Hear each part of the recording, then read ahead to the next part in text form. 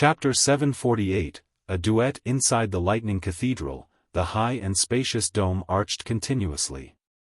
There wasn't any blank space, with gold and blue as the main colors. It made anyone who walked beneath it subconsciously feel that the place was sacred and solemn, thus, making them bow their heads. Alger Wilson often made contact with a secret existence, and he often gathered in the palace of a deity's residence. As a result, he no longer had a longing for this. He wasn't as respectful as before, but he still had to put on an act. Like the other sailors around him, he kept his head down as he lightened his footsteps without even daring to breathe clearly. In the silent atmosphere, they were led by the priest all the way to the clergyman's quarters at the back of the cathedral, with each of them getting a room. After closing the door, Alger saw the sanguine moonlight shine into the window. It made the environment turn cold and sinister, as though countless wraiths seemed to be observing the real world through a thin curtain.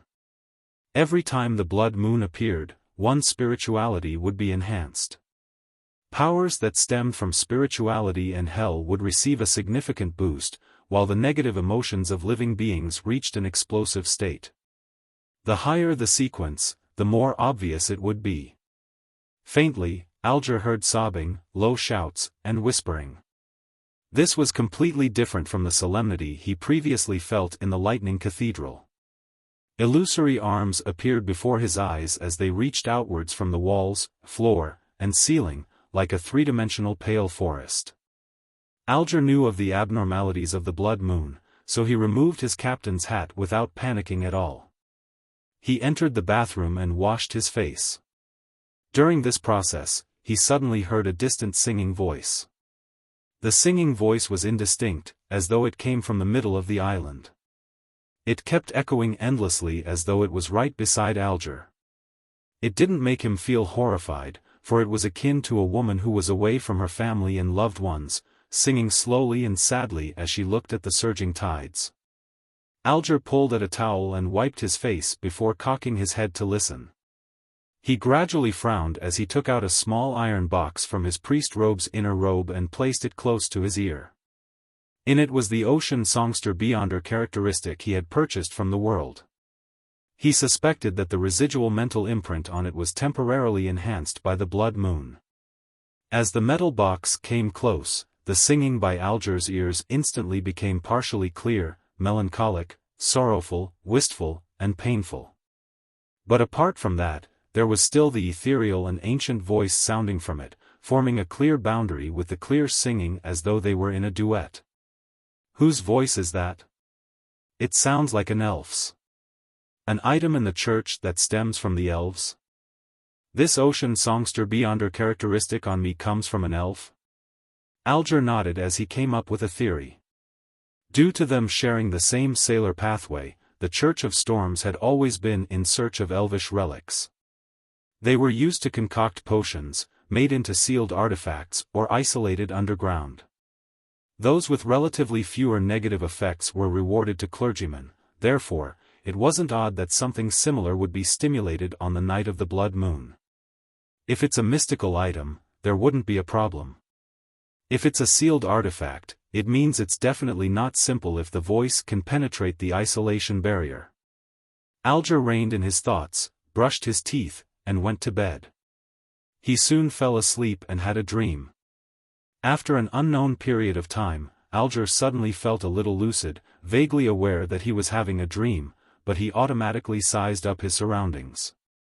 He discovered that above him was rippling dark blue seawater which was stacked up layer after layer and blocked the view of the sky. Ahead of him was a beautiful palace made of coral. It was tall, spectacular, dark, and gloomy. Alger subconsciously walked towards the palace, walking into the open doors. Inside were columns of coral that held up an exaggerated dome.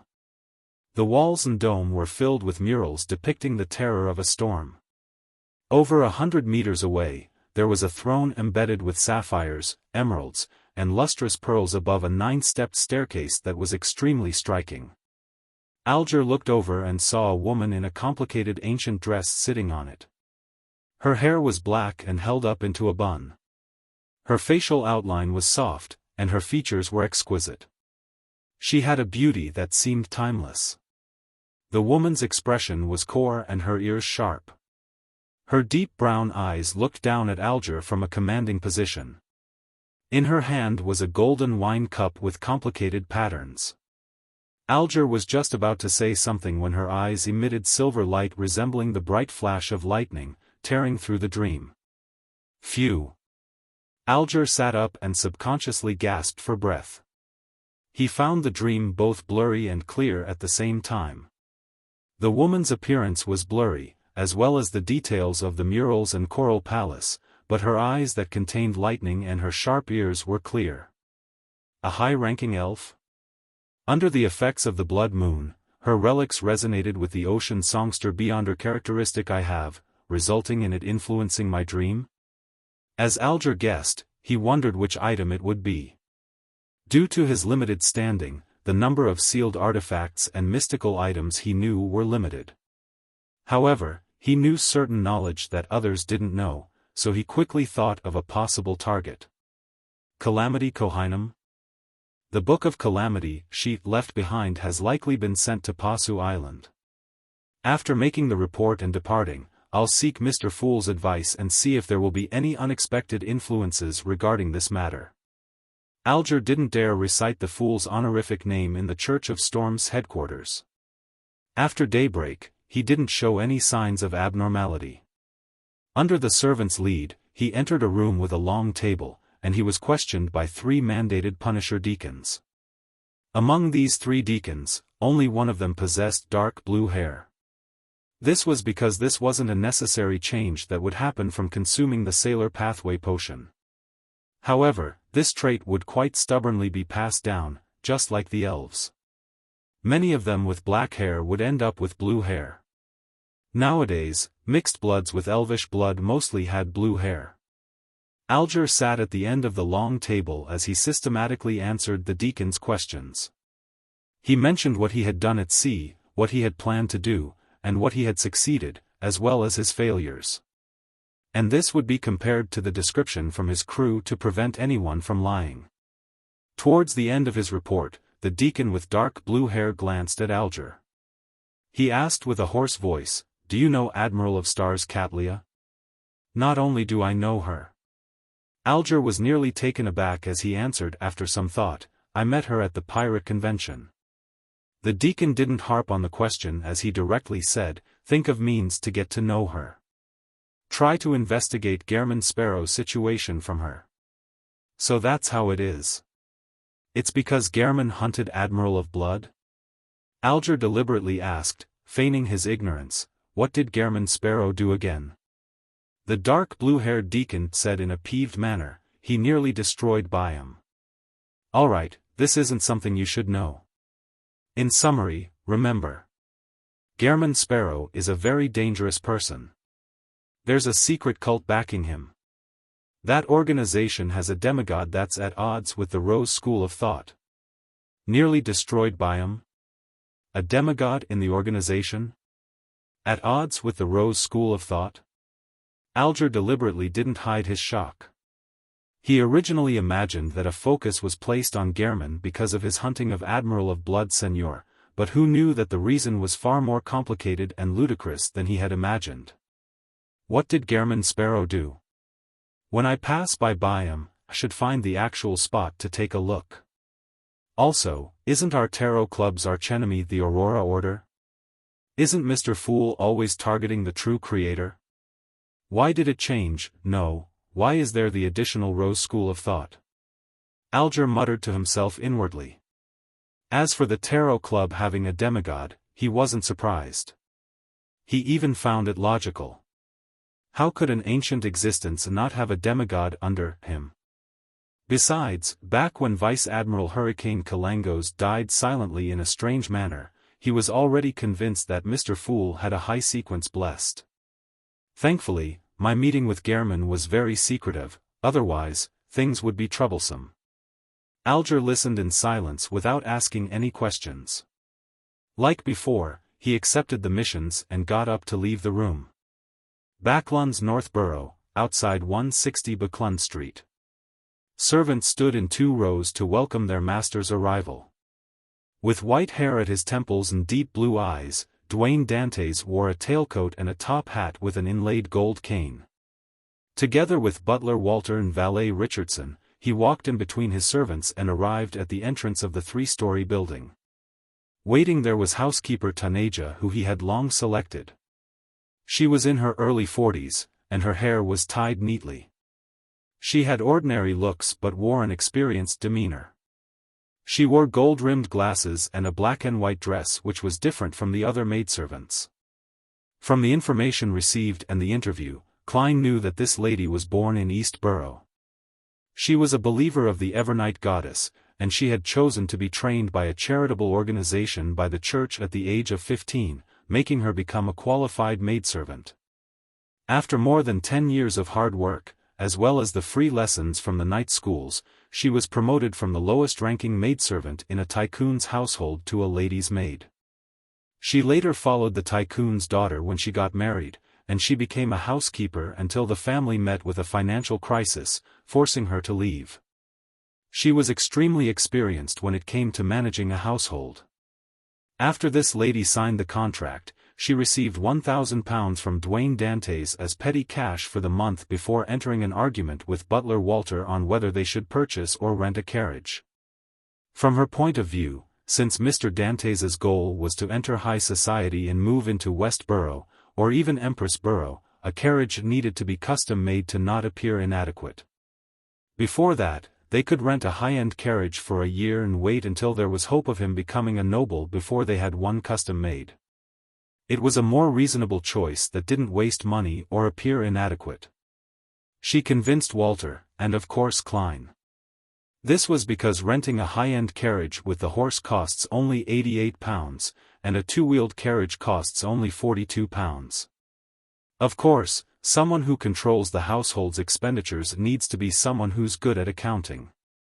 Klein felt poignant as he smiled at Taneja before stepping through the 3-story house's door. This was the stage for which the tycoon, Duet Dantes, would be acting on. Chapter 749, The Moon's Authority. Upon entering the house, the first thing Klein saw was the foyer. It was very spacious here, with several chairs and umbrellas placed there. Furthermore, the furnishing was elegant, and the decorations were befitting of his status. If he hadn't known of the structure ahead of time from his inspection, Klein might have imagined it to be the living room. After passing through a second main door, the sight before his eyes opened up. It was a huge hall that could accommodate dozens of dancing guests. In the middle of the hall was a brightly colored, thick, and plush carpet. Surrounding it were spaces covered with bright marble tiles, with a piano, stone sculptures, and other decorations decorating the hall. There were also stone columns that held up the second floor with inlaid ornaments. To the left was a series of floor-to-ceiling windows, and beyond them was a lush, green lawn and blooming garden. To the right were walls, wooden doors, and a corridor that led to the lounges, storerooms, washrooms, kitchen, and butler's room, etc. The hall was 2 stories high, and there was a crystal chandelier hanging down from the ceiling. It instantly made one imagine what it would look like when night fell. Ahead of him were 2 staircases that led to the second floor. The winding corridor here was square in shape, and the emptied-out section in the middle happened to be where the carpeted hall was. All Klein needed to do was hold a cup of wine and stand behind the railings of the second floor, and he could leisurely take in the sights of a ball below. There were many rooms on the second floor. There was a living room, an activity room, a dining room, washrooms, a billiard room, and many bedrooms. If any guests needed to stay for the night, they would stay there. Similarly, on the second floor, there were 2 staircases that led to the third floor. That was where Duet Dantes stayed. There was an exaggerated master bedroom, with a bar counter-equipped open room that allowed one to sunbathe and enjoy the scenery. There was a study which could be deemed as a miniature library, as well as 2 changing rooms and small bedrooms for the valet and the maid on night duty. There were also rooms meant for the household members and bathrooms, but Klein was currently a single man. As for the other servants, they lived in a terrace house behind the main mansion. In another direction was the stable.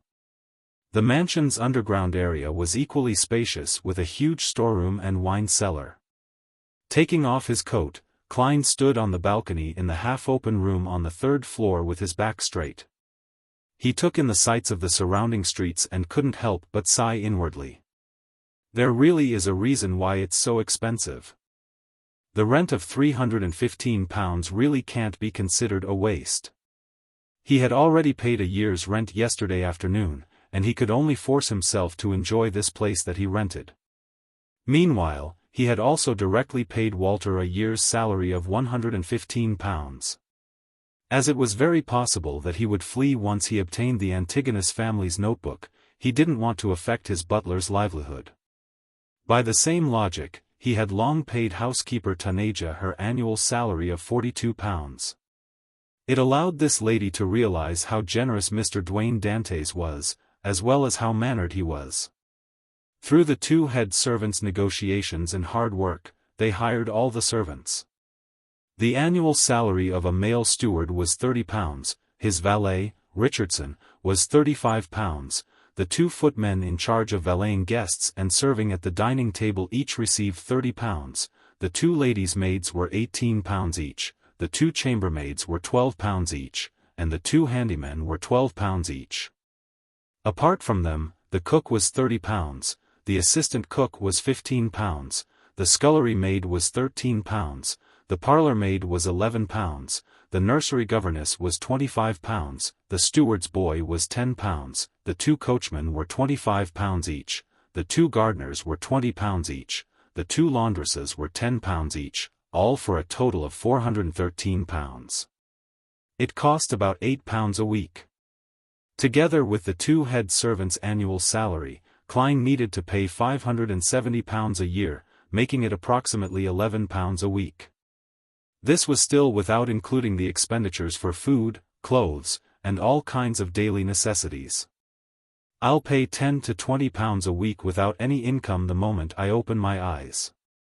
Klein did a mental calculation as he forced himself to cast his gaze onto the garden.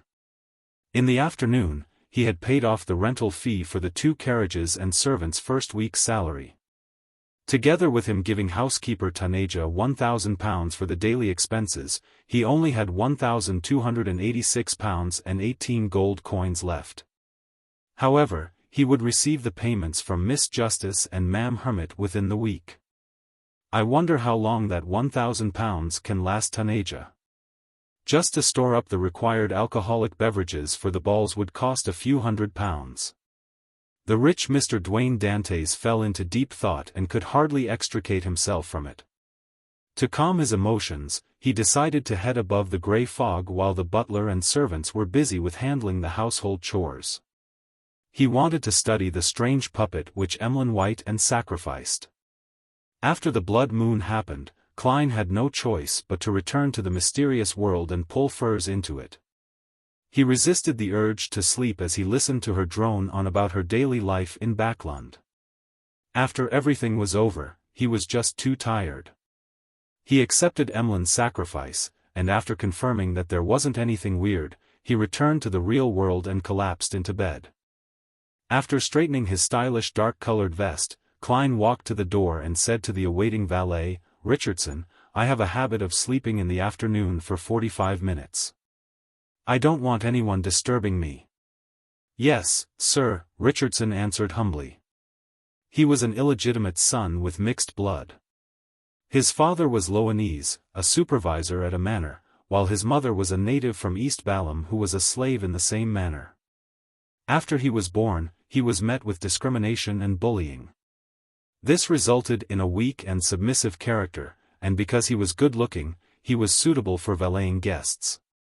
He was selected by the manor's master to be a valet before being brought to Backlund.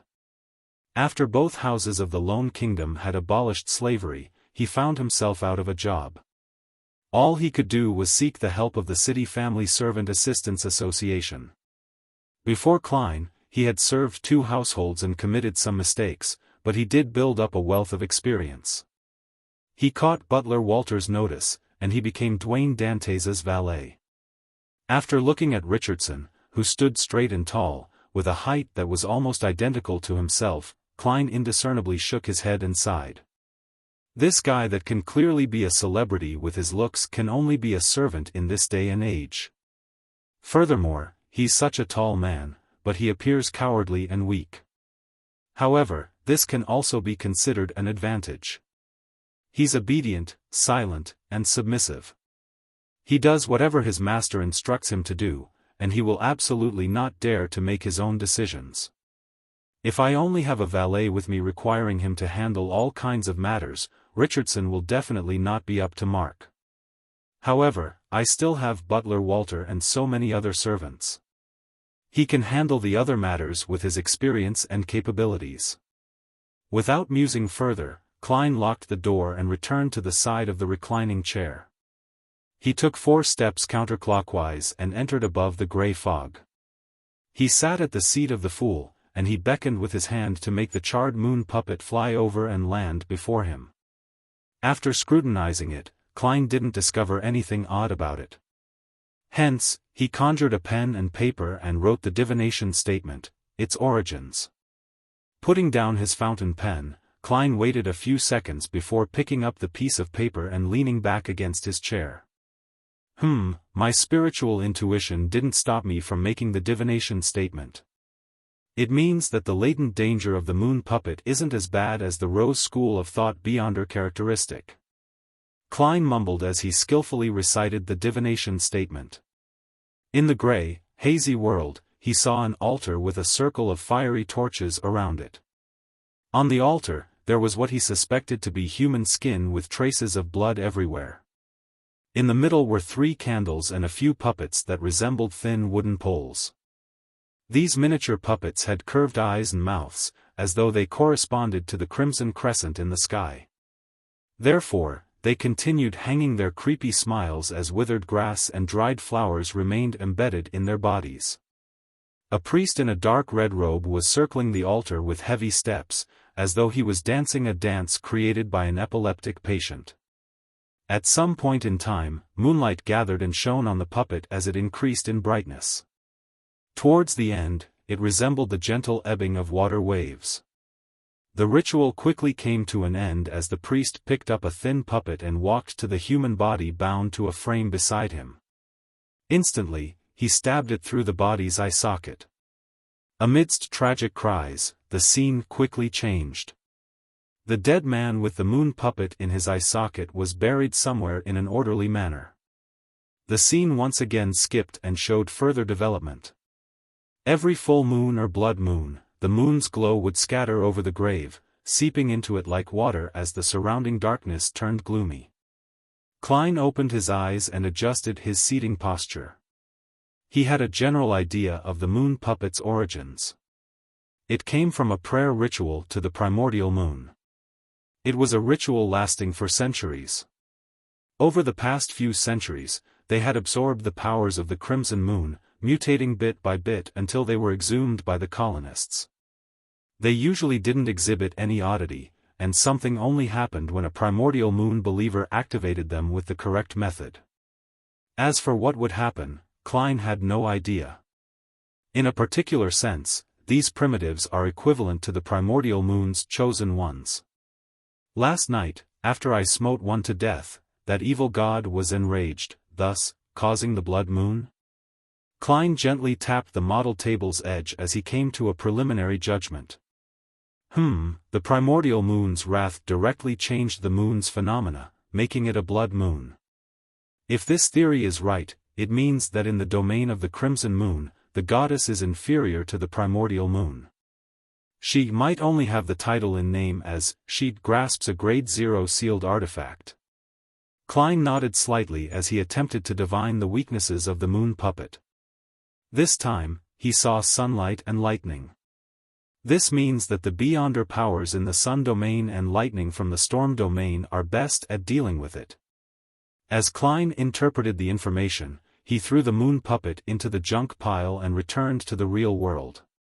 An hour later, Walter, who was wearing a starched suit and white gloves, knocked on the door. He bowed and said, sir, I'll be printing your name card in a while. They will be sent to the neighbors along with some gifts.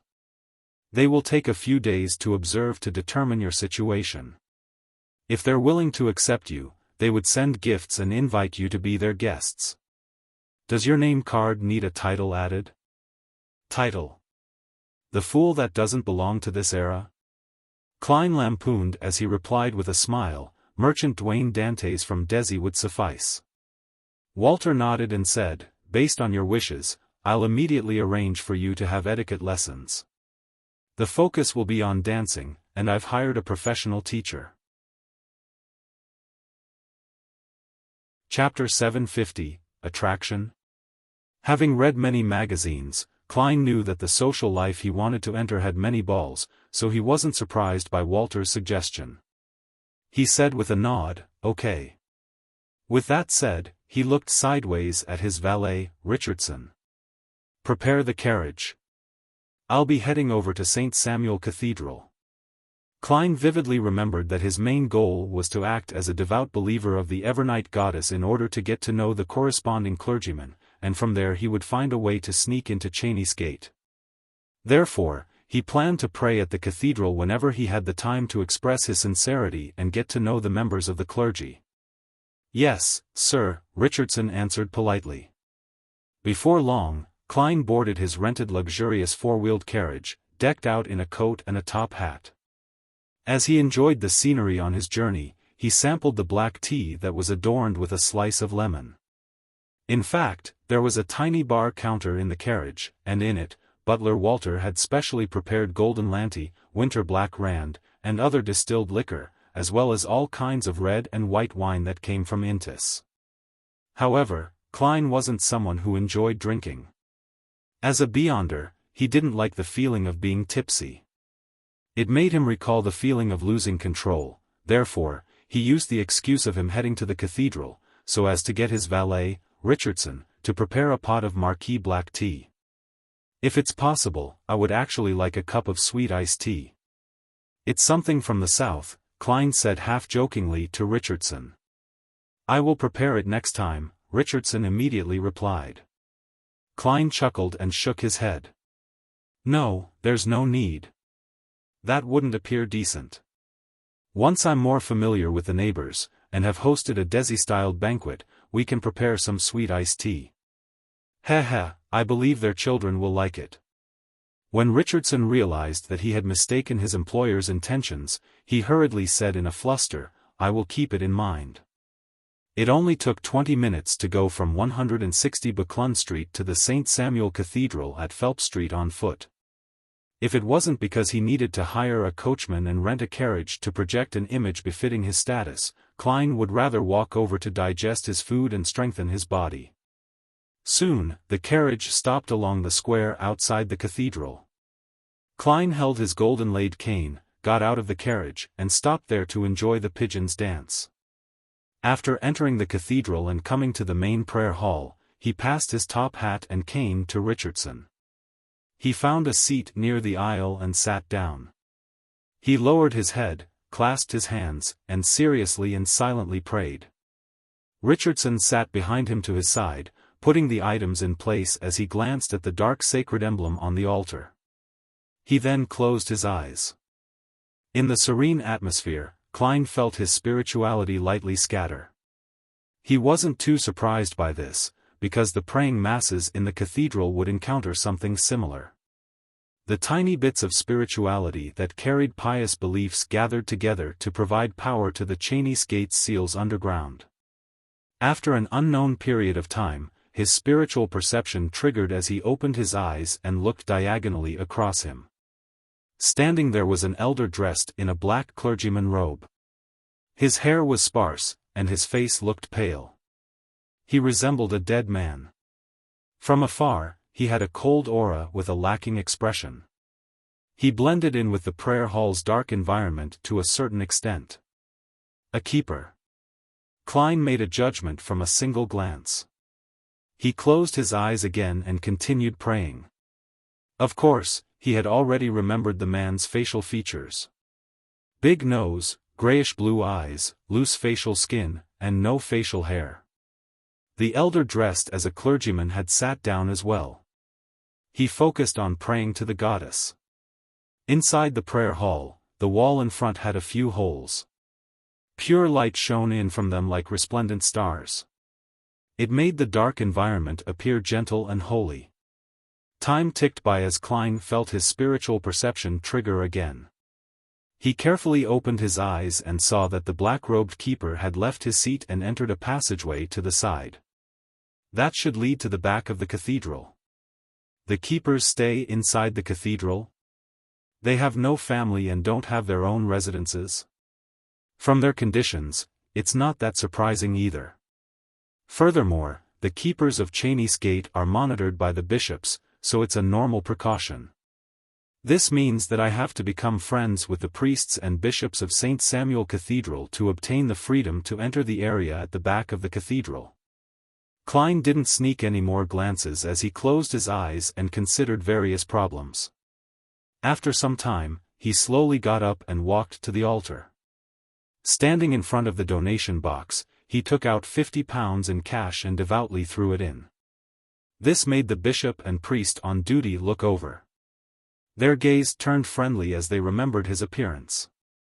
After doing that, Klein nodded gently at the clergyman, turned around, and walked down the aisle towards the exit.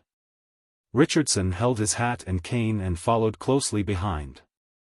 Once out the prayer hall, he walked towards the main entrance alongside a series of intricate murals and colored pane windows that lined the top.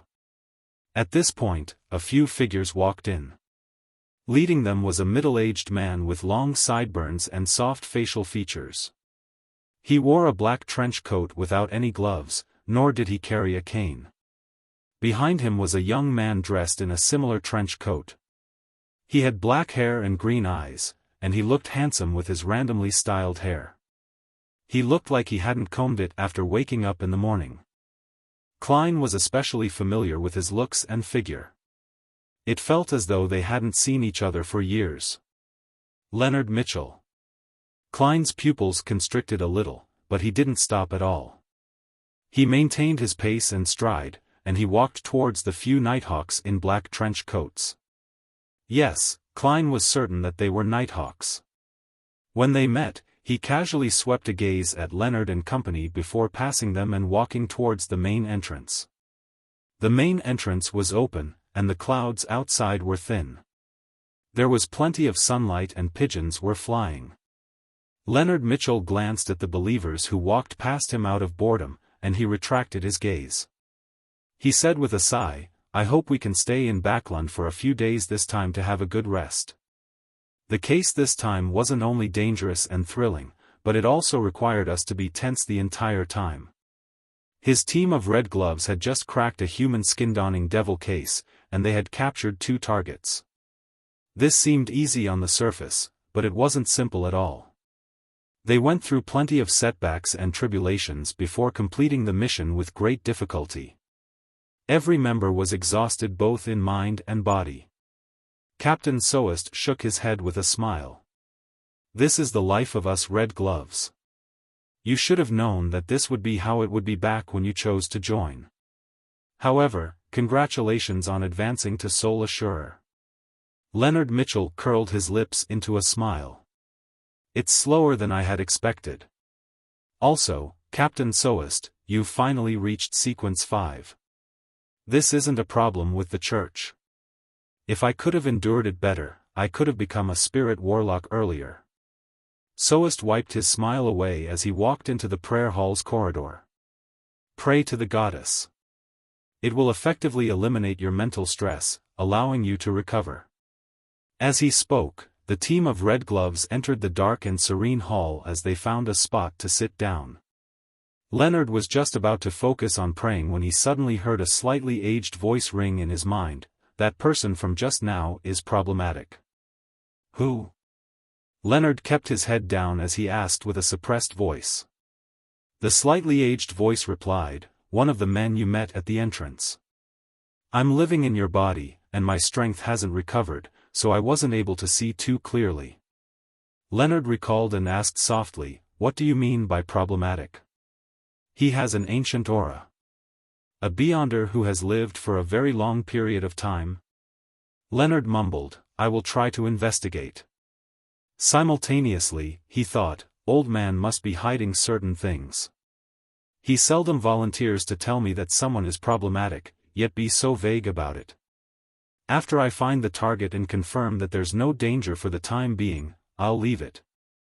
I don't want to be embroiled in the conflict of some undying monsters from the fourth epoch. If that person will really bring about a calamity, I'll directly report it to the Archbishop. In an apartment in Sherwood Borough. This the money I borrowed from you. Furs handed £220 to Zio. She had already received the £100 from Mr. Moon and the £500 from Ma'am Hermit. Zio Dericha grabbed at her messy blonde, unsmooth hair, looked at the money, and raised her head to look at Furs. She blurted, You really are involved in illegal gambling?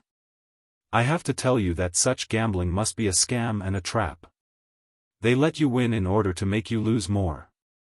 Even though you're a trick master and have a chance of fooling them, such gambling scams might have other beyonders hiding in it. Stop, stop, stop. Furs lowered her hands. She said in bemused anger, Do I look like someone who will participate in illegal gambling? Yes. Zio didn't hesitate in her reply. If I didn't stop you, you wouldn't just be smoking cigarettes, you'd even be smoking cannabis. That's because I needed to numb myself due to the pain brought by the full moon's ravings. I no longer need to. Furs didn't debate with Zio as she directly explained, I sold the mysticism knowledge I know at a beyonder gathering. Heh, that person was very generous and had paid several £100. Is that so? Zio instantly threw the problem to the back of her mind and said, There's been a new beyonder gathering that appeared recently in East Borough. I've been invited. A new beyonder gathering? Furs was first taken aback before feeling a sense of anticipation. According to her teacher, Dorian Gray, and Mr. Fool, she knew that Louis Veen was an oracle of the Aurora Order. His arrival in Backland was likely to replace the missing Mr. A, so as to rebuild the Aurora Order faction in this big city. Therefore, there was a solid chance that he had disguised himself to organize a new beyonder gathering. Furs thought for a moment and said seemingly mindlessly to Zio, Are you going to join it? Of course, I have to prepare the interrogator formula potion, Zio answered decisively. Furs nodded and covered her mouth to yawn. Remember to bring me along when you have the privilege of inviting a new member. Chapter 751, Loen-styled Euphemism Late at Night. 7 Pinster Street. Leonard Mitchell sat on a chair with his legs raised onto the side of his desk. Following that, he leaned back, causing the wooden headrest to creak from the pressure. His breathing gradually turned long and slow. After an unknown period of time, his eyelids drooped and covered his eyes. At this moment, Leonard's spirit had arrived in a gray, hazy world, but he was still in his bedroom. He flew to the window and saw thick gray fog blanket the nearby streets and extend outwards. It seemed to be embracing all of Backland. The street lamps along the streets and the warm light from the different houses appeared abnormally dim. They were only able to illuminate a very tiny region, and everything seemed to be tainted with a sense of blurriness. At the same time, blobs of illusory oval lights appeared as they enveloped a house in an intersecting manner, as though it was the source of their existence. This was the city through a nightmare's eyes. Leonard followed up on his previous investigations and leaped out the window in a nightmare state. He then flew to 17 Minsk Street. He didn't attempt to storm in. He stood at the door in the thick fog as he politely pulled the doorbell. Cuckoo! Cuckoo! Dressed in her nightgown, Stellan Sammer opened the door. She placed her silver-inlaid pleated fan at her chest as she asked in confusion and puzzlement, Who are you looking for? She was none other than Klein's landlord back when he was acting as Sherlock Moriarty. She was a blonde-haired, blue-eyed lady in her 30s. Leonard had already changed into a black-and-white checkered police uniform. He casually showed his identification and asked, "Do you know Sherlock Moriarty?" Trapped in the dream, Stellan's reaction was very slow.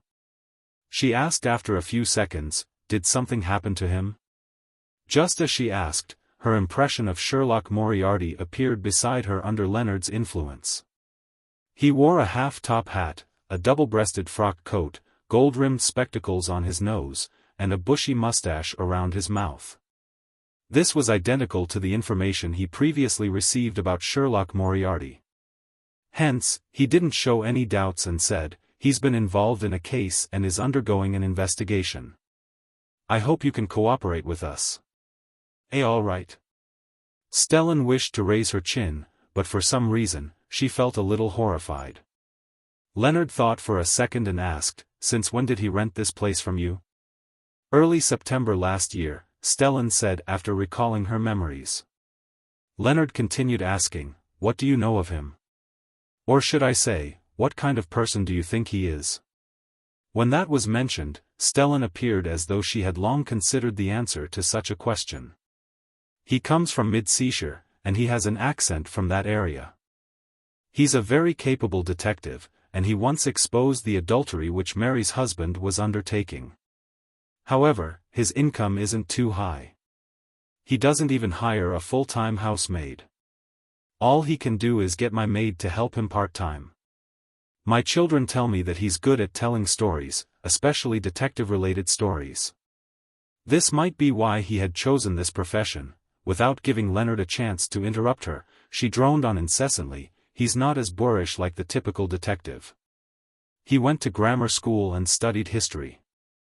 What leaves me most envious of all is how he obtained Mary's gratitude. He joined the Quelag Club where its members are people with significant status. I've only been there a few times. Later, he apparently became famous in the detective circles, and private detectives often came to look for him." Leonard lost his patience listening to her drone on as he couldn't help but rub his temples.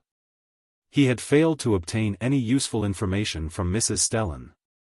Apart from Sherlock Moriarty's poor financial situation and him being good at telling detective stories, the rest was within the scope of what he had previously investigated. He even knew that Sherlock Moriarty had good ties with Isengard Stanton. "Next, I'll investigate those from the Quelag Club who have good relationships with Sherlock Moriarty." Once he patiently finished listening to Mrs. Stellan's droning, he immediately thanked her and left her dream. 160 Buckland Street. Inside Duane Dantès' mansion. In the hall that could accommodate more than 100 dancers, Klein was embracing a lady in her 30s as they danced. This was the etiquette teacher that Walter had hired. Her name was Wiana Heisen. She had a common name, but she wasn't ordinary at all. Her facial features were only above average, but her disposition was impeccable. Her every action was filled with charm. According to Walter's introduction, she was born in a baron's family. She received a good education from a young age and later entered the palace. She had the job of court lady until she was married. As her family had declined and her husband's financial situation was only ordinary, being a believer in the Evernight goddess prompted her to choose to become a private tutor in etiquette. She often went to the families of nobles and tycoons to teach their children. Although the butler didn't spell it out, Klein knew that he couldn't perform badly in front of this lady, or there was no way to save his reputation. The way members of high society asked about a person's situation was mainly through common acquaintances. And at times, the interaction between servants also mattered. With nimble footsteps and graceful moves, the black-haired Wiana nodded approvingly. "Mr. Dantès, it's hard for me to imagine you not having learned these dance steps before. In less than half an hour, you're as skilled as a noble who received education on this from a young age. It's all thanks to your teachings." Klein gave a humble smile as he wore a warm, humble look. With the clown's balance, dancing was a very easy matter for him. Wiana lowered her head and chuckled softly. "You're a gentleman who can really make a lady happy." She immediately raised her light brown eyes and swept her gaze across Duane Dantès' silver sideburns and deep blue eyes. That's the best praise I've heard today, Klein replied with a smile. During this period, his feet kept moving as he spun Wayana gently around. Not far away, the hired quartet's melodious music echoed through the hall. He had the intention to have close ties with Wayana, not to improve his reputation, but because she was once a court lady. After Wayana corrected a minor mistake that Duane Dantes committed, she said, "When inviting a lady to dance, it's not only a dance. You also need to converse. You can't be like two dolls unless both of you are so immersed in the dance and music's rhythm that you do not wish to speak. Of course, that's also a form of communication of the heart. When conversing, you must be euphemistic because this is Loen, not intis. To put it simply, do not be direct and crude. You need to appear gentlemanly. Let me raise an example. If you wish to compliment a lady for her perfume, you can't directly tell her how nice it smells, nor ask what kind of perfume it is to praise her. You need to connect a more euphemistic meaning to it and mention that. Yes, you can say something like, "It feels like I'm out in the spring meadows." Of course, this needs to match the traits of perfume. There's no literary feel. Shouldn't you say that, "The moon is beautiful, isn't it?" Klein lampooned with a Japanese-styled euphemism as he said with a self-deprecating smile, "Thank you for not telling me that my praises weren't gentlemanly enough." Wahana's smile deepened. "Mr. Dantes, do you know what kind of gentleman is very welcomed by women at social events? Pray, do tell." Klein honestly shook his head. Wayana said without a change in her smile, "The second most popular type are men who make women think that he's very intelligent." "What about the first?" Klein asked cooperatively. Wayana glanced at him and said, "The most popular type are men who make women think that they are very intelligent." Upon saying that, she smiled and didn't say another word. Klein instantly understood she was hiding her praise in between the lines. So this is Loen-styled euphemism. It's not like intis where they just aim straight for the lower half of the body. That's what's written in papers and magazines. I've no way of confirming what real intis social events are like.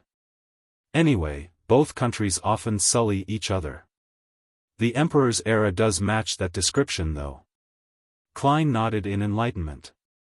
The 2-hour etiquette lesson ended in a harmonious mood.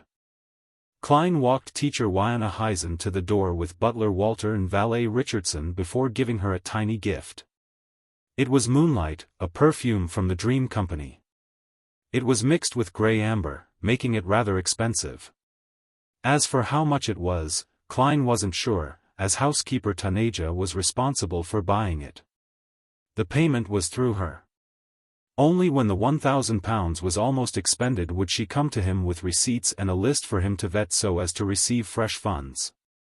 The reason why Klein knew the company and perfume was that his butler had informed him ahead of time. It was to prevent him from appearing insincere if Ma'am Wayana were to ask.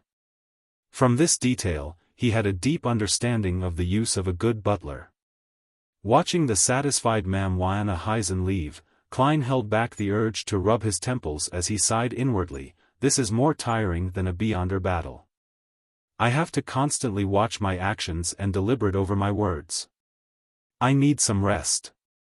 At that point, the white-gloved Walter took a step forward and said, "Sir, since you wish for your etiquette studies to progress faster, we can move the remaining lessons forward."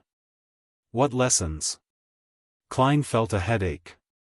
"History, international politics, philosophy, music, as well as general knowledge of sports like golf, racing, hunting," Walter answered meticulously. "Philosophy?" Klein asked in surprise. Walter nodded. "It's one of the most common topics discussed in high society. You don't need to have very deep research into it, but you need to know what others are discussing. You need to know that the origins of philosophy stem from Kangsoka, Merdi, and Patterson, and not Emperor Roselle. You need to know that, man was born free, came from Lumi. When tycoons first enter high society, many of them often make mistakes in such aspects. They're used to attributing certain sentences and philosophical thoughts to Emperor Roselle. Klein felt his head ache the more he heard. He forcefully smiled and said, I haven't got any matters to do recently, apart from my afternoon naps and heading to the cathedral. You can arrange the lessons to be at any time. In a dark room, a letter floated up and opened by itself before shaking the piece of paper. In her tiny bonnet, Sharon's figure was outlined. She grasped the letter and seriously read through it. She then wrote a reply and set up a ritual to summon Sherlock Moriarty's messenger.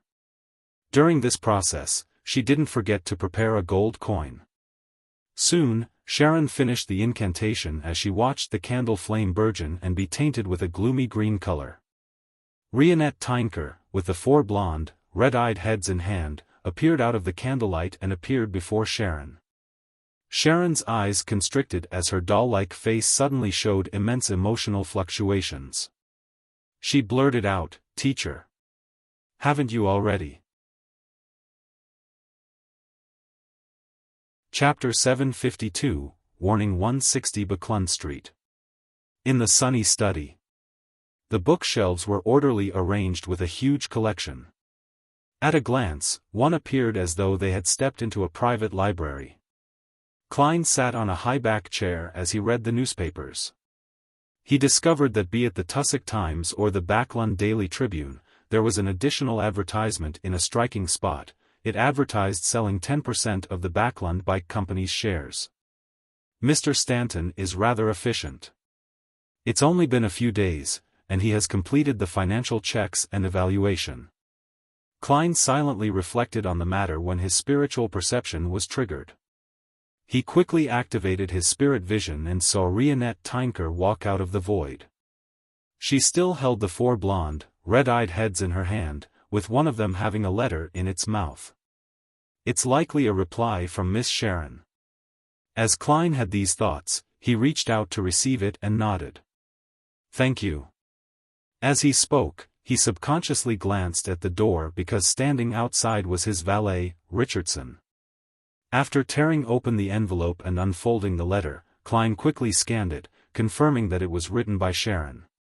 She indicated that she had no intention of buying biological poison bottle, and she might only consider it after a period of time if it was still available. She's in a tight financial situation? Or is she saving money to do something important? Klein casually thought and instinctively felt that it was the latter. This was because it was impossible for the demigod named Zatwin to keep staying in Backlund. For now, Sharon and Merrick had escaped the pursuit of the Rose School of Thought, and with their beyonder powers and unique traits about their sequences, it wasn't difficult for them to amass money in a relaxed environment. Furthermore, they seemed to be in charge of the illegal arms dealing in the Bravehearts bar, and they were the backers behind Ian. Just this alone would make them plenty of money. As he thought about it, Klein looked up and saw Miss Messenger's 8 red eyes looking at him intently. He jumped in fright, imagining that she was urging him to pay the debt he owed her. He cleared his throat and said, "There's no need to reply. I'll be paying the first installment within the week." Rionette Tynker's 4 heads spoke one after another. "There's no rush, there's no interest. Miss Messenger is quite nice after all." As Klein sighed, Rionette Tynker vanished from her spot, returning back into the depths of the spirit world. After burning the letter and resting for half an hour, he walked to the door to inform Richardson to prepare the carriage. He planned on heading to the cathedral before his philosophy class in the afternoon. The journey there was smooth sailing, and Klein arrived at the square outside St. Samuel Cathedral after a few sips of tea. After gaining the serenity from taking in the sights of the pigeons, he strode towards the cathedral's main door, entered the prayer hall, and randomly found a pew to sit at. Like before, Richardson sat diagonally behind him with his master's hat and cane. As he emptied his mind during his prayers, Klein's spiritual perception was triggered once again. He instinctively opened his eyes and looked left. He saw the black-haired, green-eyed Leonard Mitchell. This nighthawk wasn't wearing a trench coat. He looked casual with his white shirt tucked out while matching them with straight trousers and a black vest. Seeing the middle-aged man with gray streaks at his sideburns look at him, he smiled with a nod, retracted his gaze, and closed his eyes in a bid to pretend to pray. He wasn't worried that the man would discover that he was watching him, because he had only done a cursory sweep without any additional actions. Many believers present had similar actions as well.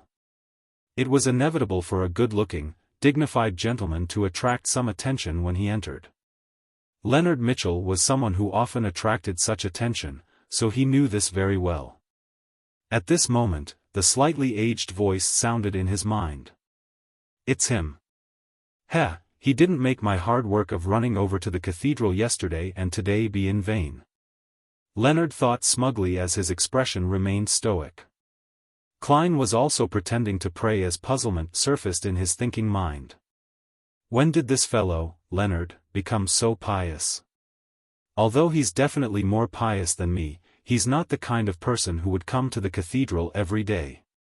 He would come once or twice a week at best. What's his goal for coming? He seemed to be observing me just now. Upon having this thought, Klein suddenly realized something. The grandpa in him is the angel of the Zoroast family, which makes him an angel of the marauder pathway. Blasphemer Amon is a king of angels of this pathway. He could discover the gray fog and even tried to infiltrate it. So, it's very possible that the grandpa in Leonard can also sense the gray fog or the traces of its powers on me. Upon making this judgment, Klein immediately felt his heart in his throat. He felt like dangerous traps were surrounding him. He maintained his praying posture, and the eyes under his eyelids remained motionless. His entire person was calm and reserved, completely identical to the cathedral's atmosphere. After an unknown period of time, he slowly got up and walked to the altar. He came before the donation box and threw in a total of £50 in cash. Following that, he did the same as before, smiling at the bishop and priest on duty while nodding. He received a rather friendly response. The moment he walked out of St. Samuel Cathedral, Klein received his hat from Richardson, and he fed the pigeons on the square for about 10 minutes. And behind him, the believers who had finished their prayers walked out, including Leonard Mitchell. Without looking at the entrance, Klein leisurely clapped his hands, took his golden-laid cane, and walked to the nearby four-wheeled carriage. Leonard was similarly feeding the pigeons on the square, but he didn't have any intention of following when he saw his target leave on the carriage. Since the person had an ancient aura and that the parasite in him placed such importance on him, he obviously didn't dare to be careless. He didn't act directly, as it was extremely dangerous. He planned on making superficial investigations to gather the required intelligence. "I'll see what old man has to say when the time comes. Besides, it's not like there's no direction for investigation at the moment. There can't be that many of that particular type of high-end carriage in Backlund. No matter if it's his, or if it's rented, it's easy to determine the source. Then, I'll know the identity and background of that gentleman." Leonard glanced at the pigeons as he thought leisurely. He was an experienced nighthawk, and he was even an elite red glove among the nighthawks. At this moment, a pigeon spread its wings and flew over.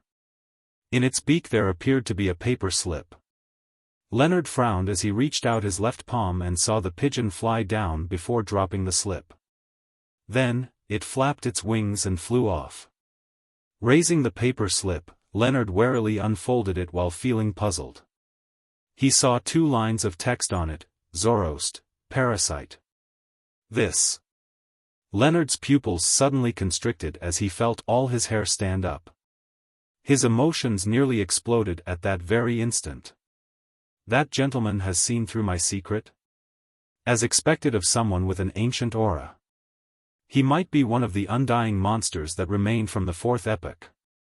He's warning me?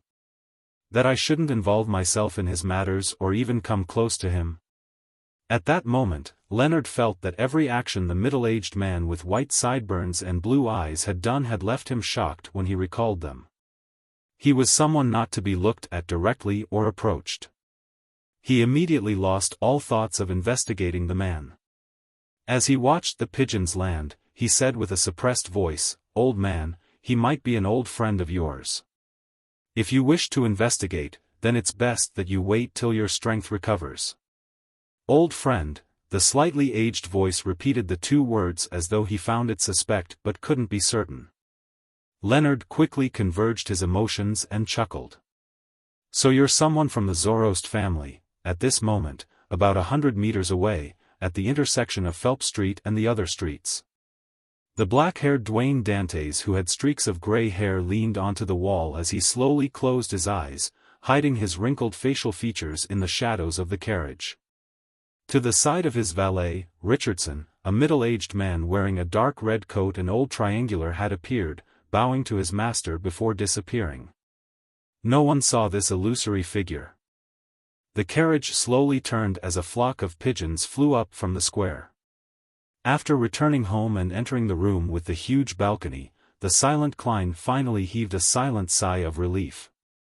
If Leonard didn't accept the warning because of the grandpa's bewitchment, he planned on writing another slip with the contents, "I know where Blasphemer Amon is." In between the lines, it means, "I'll tell Blasphemer Amon that there's a Zoroast family angel here if you foil my plans." This wouldn't make the grandpa believe that Duane Dantes was so weak that he had to rely on others to fend him off.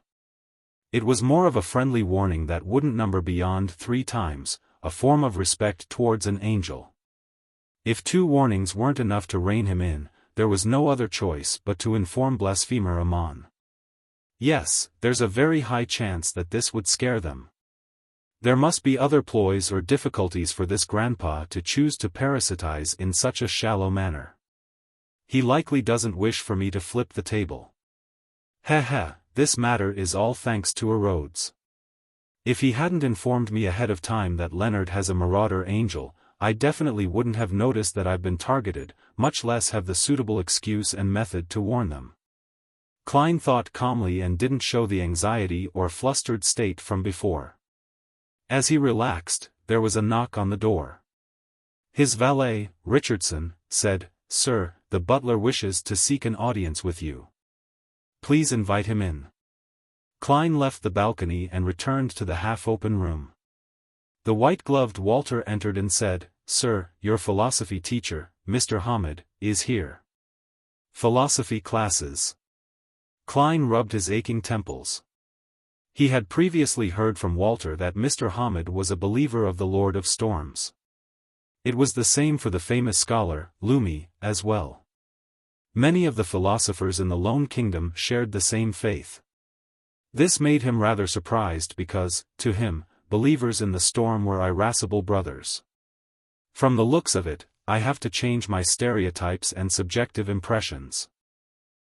The prerequisite to being a philosopher is to not have a wife, or not have a cordial relationship with their families.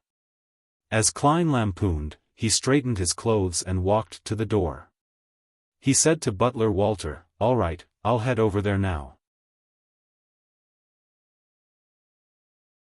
Chapter 753, Bishop visits. After the philosophy class, Klein had a feeling as though he hadn't slept in 3 days. His mind was filled with names and concepts like skepticism, metaphysics, a priori and a posteriori, nominalism, Roselle socialism, existentialism, and positivism.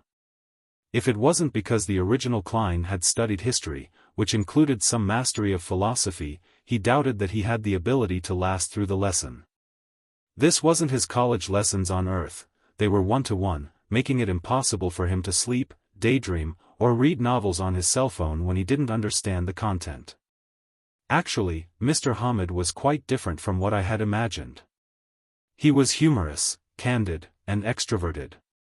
His lesson wasn't dull, making him unlike a philosophy teacher. He also doesn't possess the stereotypes of a Lord of Storms believer. Klein rubbed his temples, turned to leave, and walked to the staircase. He returned to the 3rd floor as his valet, Richardson, followed him in silence. During this process, he discovered that his servants were busy with their own duties. None of them were lazing about, and they would only stop when their employer walked past.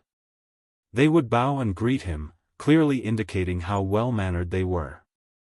Taneja is very capable when it comes to the arrangement and management of household matters after all. Klein walked through the corridor on the third floor and walked to the half-open room. Before he walked in, Klein saw butler Walter hanging 2 double-barreled hunting rifles on the wall, making the interior have a raw and bold feeling. This was a decoration every tycoon's home had. It's very easy to get approved for a hunting license. A double-barreled hunting rifle is potent, enough to allow the servants to fend off any criminals who wish to burgle or kidnap me. After hanging the rifle up, Walter took 2 steps back and observed the hunting rifle. He then took out a golden pocket watch from his inner pocket. Pa! He opened the pocket watch and looked at the lid's interior. His stern, old-fashioned face softened significantly. Klein coughed gently to inform his butler before pushing open the ajar door and walked in. Walter closed the pocket watch, returned to his spot, and bowed. "Sir, we applied for 6 hunting licenses and bought 6 double-barreled hunting rifles and the corresponding canister cartridges." Klein had death knell hiding under his armpit, so he didn't mind it too much. All he did was nod as a form of acknowledgement.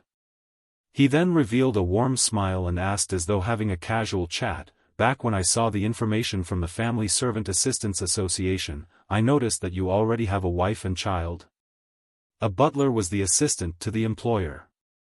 He was a confidant that knew many matters, therefore, establishing rapport with the butler was something every employer had to do. Klein didn't wish to be an exception. Furthermore, he remembered Arode's mentioning that butler Walter could result in additional developments.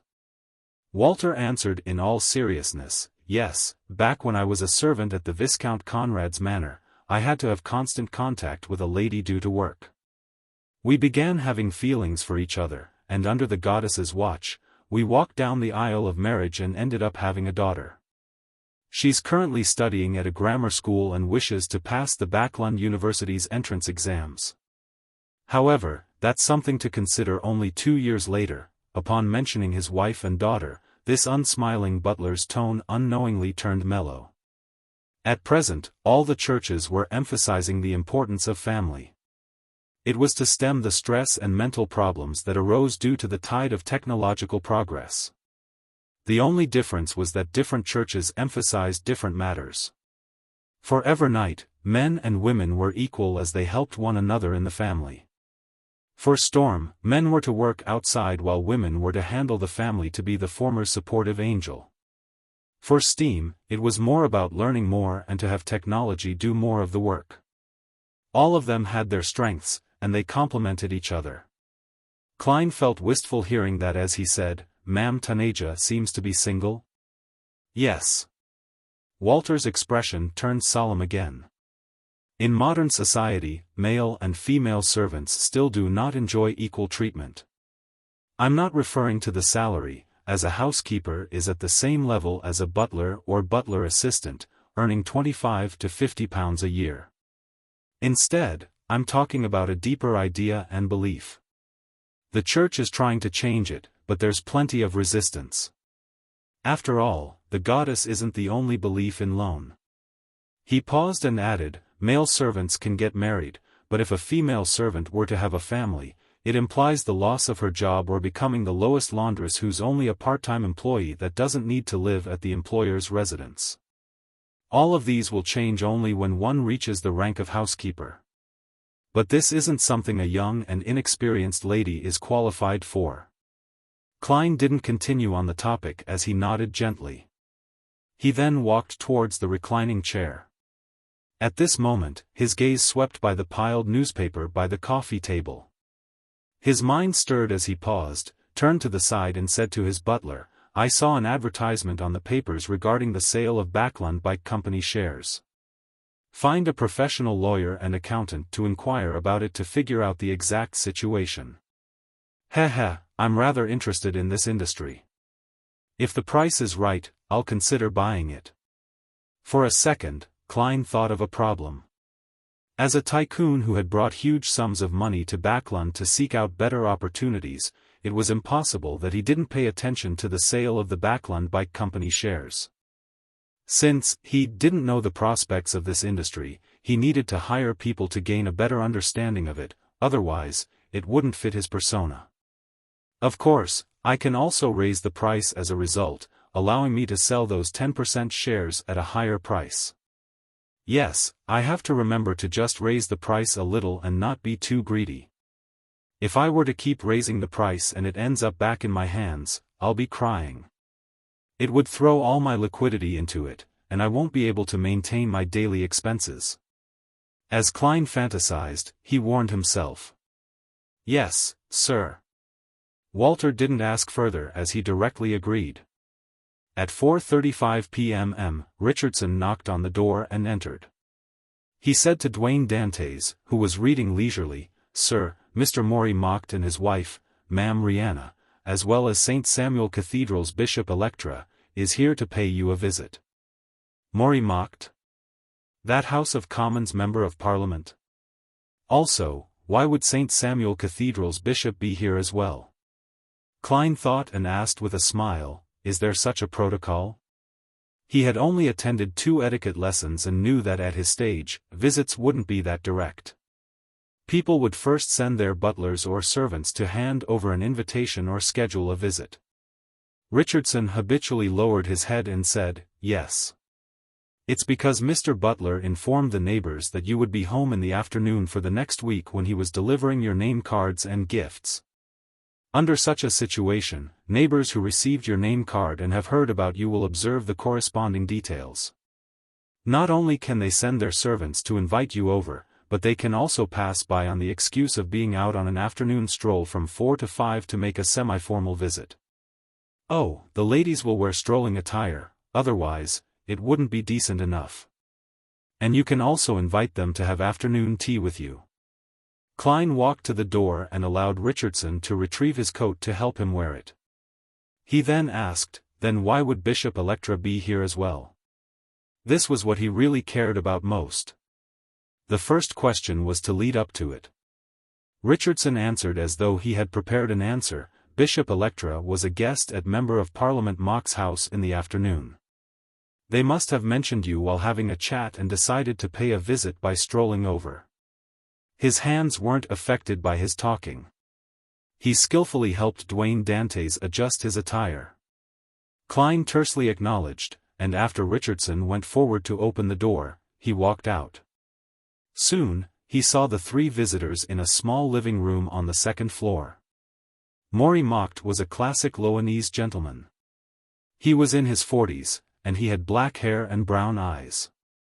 He had a deep outline with a receding hairline. His face was a little thin and long. He was formerly in the military and had entered politics after being discharged. He started his career in Backlund until he became a member of Parliament of the Kingdom's House of Commons. He was a believer of the Evernight Goddess and a member of the New Party. He was in support of improving the environment. His wife, Rihanna, was from a family of lawyers. She provided plenty of funding for her husband's political ambitions, and she was also a believer of the Evernight Goddess. Electra wore a black, double-breasted clergyman's robe. He looked to be 40, and he had deep, blue eyes and a thin face. He wasn't good-looking, but for some baffling reason, he was pleasing to the eyes. Klein had once met this bishop when he was donating money into the donation box. Upon seeing Duane Dantes appear, Maury Macht took 2 steps forward and chuckled. "I've been hearing for the past few days that a pious believer in the goddess had moved into Unit 160, and I've been wanting to visit. We happened to be taking a stroll today, and we took the liberty to visit. Please pardon us for our faux pas." Klein smiled and tapped his chest 4 times in a clockwise fashion. "At such times, the only thing we need to do is praise the lady." "Praise the lady." Electra and Rihanna nodded as they drew a crimson moon on their chests. After exchanging pleasantries, Klein invited his 3 guests to take a seat. A maid hurriedly delivered some tea and coffee. Housekeeper Taneja had already asked each one of them what they wanted prior. "Mr. Dantes, I heard you're a merchant from Desi. I wonder what business you were previously engaged in. Mori asked casually before joking. Your last name just makes me think of many things. He was referring to the protagonist's name of a particular best-selling novel written by Emperor Roselle. Klein smiled and humorously asked in return, what kind of business does digging up treasure count as? This was also related to the content of said best-selling novel. Without waiting for the Member of Parliament to answer him, he said the answer he had long fabricated, I once had my own mine, but as you know, it will one day be mined out. Mining cities would also end up waning as a result. He was hinting that he was born in one of the resource-rich cities in Desi County. There, gangs were rampant, and there were many secret tycoons. If ordinary people were to attempt to investigate Duane Dantes' situation, it would take them at least half a year. Bishop Electra nodded in thought as he asked, so, you chose to come to Backlund to seek out new opportunities? May I know who proselytized you into the church? Chapter 754, Invitation. Klein had already walked through Bishop Electra's last question before, so he said with a sigh, it was my father. He was a truly wise elder. Unfortunately, he passed away many years ago during an accident. When he said that, he infused the original Klein's emotions of losing his parents, him being in an alternate world with no home to return to, as well as the scars that resulted from his time in Tingen City. He sounded calm and wore a slight smile, but there was a sorrow that lasted forever that remained hidden deep inside. I'm sorry for your loss. He must have entered the holy residence of the goddess, sleeping peacefully under her watch, Bishop Electra answered sincerely as he formed the sign of the crimson moon on his chest. Without waiting for Duane Dantes to respond, he looked at him and invited him, there will be a moon mass the day after tomorrow for the deceased. It will help him sleep in the goddess's nation and receive eternal peace. I wonder if you're interested in participating? The Church of the Evernight Goddess didn't have many festivals, and the most important one was Winter Gifts Day. The second most important was the Mass held during the full moon, also known as the Moon Massachusetts.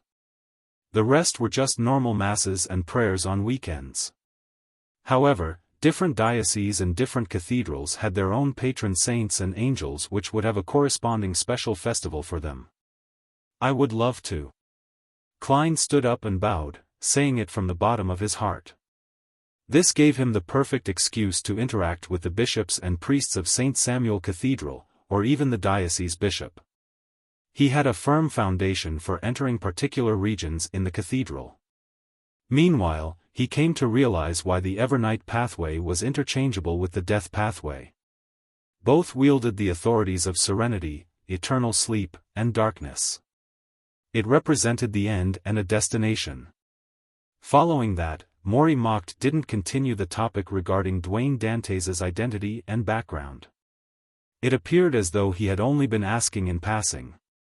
He and his wife, Rihanna, began idly talking about their vacation experience in Desi Bay last year. Having filled the gaps on this by staying there for 2 days, Klein replied with a native tone as he shared his thoughts on the Desi specialty, roasted fish. During this process, he also pretended to unintentionally mention his hunting activities while he was doing business in West Balam, and how he was extremely familiar with the primitive forest over there. This was to build up the necessary foundations for the second layer to Duane Dantes' identity. Furthermore, West Balam was different from East Balam. The colonial factions from Loen and Intis were on par, allowing for frequent conflicts. Even the actively controlled regions would experience changes from time to time.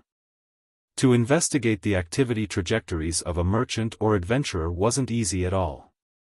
This was even more so the case when Duane Dantes was likely using a fake name. As for his hunting experience in West Balam's primitive forest, Klein didn't randomly fabricate stories, nor did he plagiarize articles from the magazines or newspapers. He used what the Fog Sea's strongest hunter, Anderson, had previously mentioned regarding his glorious deeds as a blueprint. He drew on the details and abandoned the main storyline. What he fabricated was partially true and fake as well. Upon hearing the thick anacondas, man-eating fishes, and flowers which could capture their own prey in the forests, Rihanna would let out gasps from time to time, looking afraid but also eager to know more. As for the Member of Parliament and Bishop, they were equally interested. They often had to force themselves to interrupt Duet Dantes' description to ask about the details. "You really are an excellent hunter. Back when I was serving in East Balam, I never had the chance to enter the forest. I never expected it to be this dangerous." After this extremely dignified middle-aged gentleman finished his tales, Mori picked up a tiny piece of velvet cake and praised sincerely. "I wish to invite you to go hunting if there's a chance in the future." As they conversed, a maid had delivered the afternoon tea pastries. A male servant served them from the side. Upon hearing Member of Parliament Mock's semi-serious invitation, Klein replied with a smile, "I'm already looking forward to it." After chatting a little more and discussing Backlund's pollution control, the three guests suggested they take their leave. As they had only acquainted themselves and weren't considered familiar with each other, Klein didn't retain them. He sent them to the door with his valet, Richardson. As he watched the bishop, Member of Parliament and his wife leave, Klein's smile slowly disappeared until there was nothing left. He was rather pleased with the progress he had made. Bishop Electra was directly related to the Church of the Evernight Goddess, which was the main goal for him to return to Backlund. Mori was a discharged soldier and a Member of Parliament at present. Without a doubt, he belonged to certain military officer clubs, and he would be beneficial to his continued investigation of the Great Smog of Backlund. Next up, I should slowly deepen our relationships. Klein returned to the small living room and saw that the maid had taken away the remaining pastries and tea. He originally planned on having a little more. Regardless of the other types of food, the pastries and desserts in Loen, especially Backlund, were outstanding. As for the cook which Duet Dantes had hired, he was skilled in that. Even Ma'am Rihanna was filled with praise about it. Klein also agreed from the bottom of his heart. Retracting his gaze, Klein didn't say a word as he steadily walked to the staircase that led to the third floor. Before dinner, Butler Walter finally returned to the house and briefed him on the situation regarding the 10% of Backlund Bike Company's shares. "Sir, we are lucky enough. Someone had hired a professional lawyer and accountant to investigate the situation of the Backlund Bike Company, and they had offered a price to the seller before the advertisements were published. But in subsequent negotiations, the price exceeded the buyer's expectations. He had no choice but to give up. This way, we don't have to wait for the investigation report. We can directly hire that original team."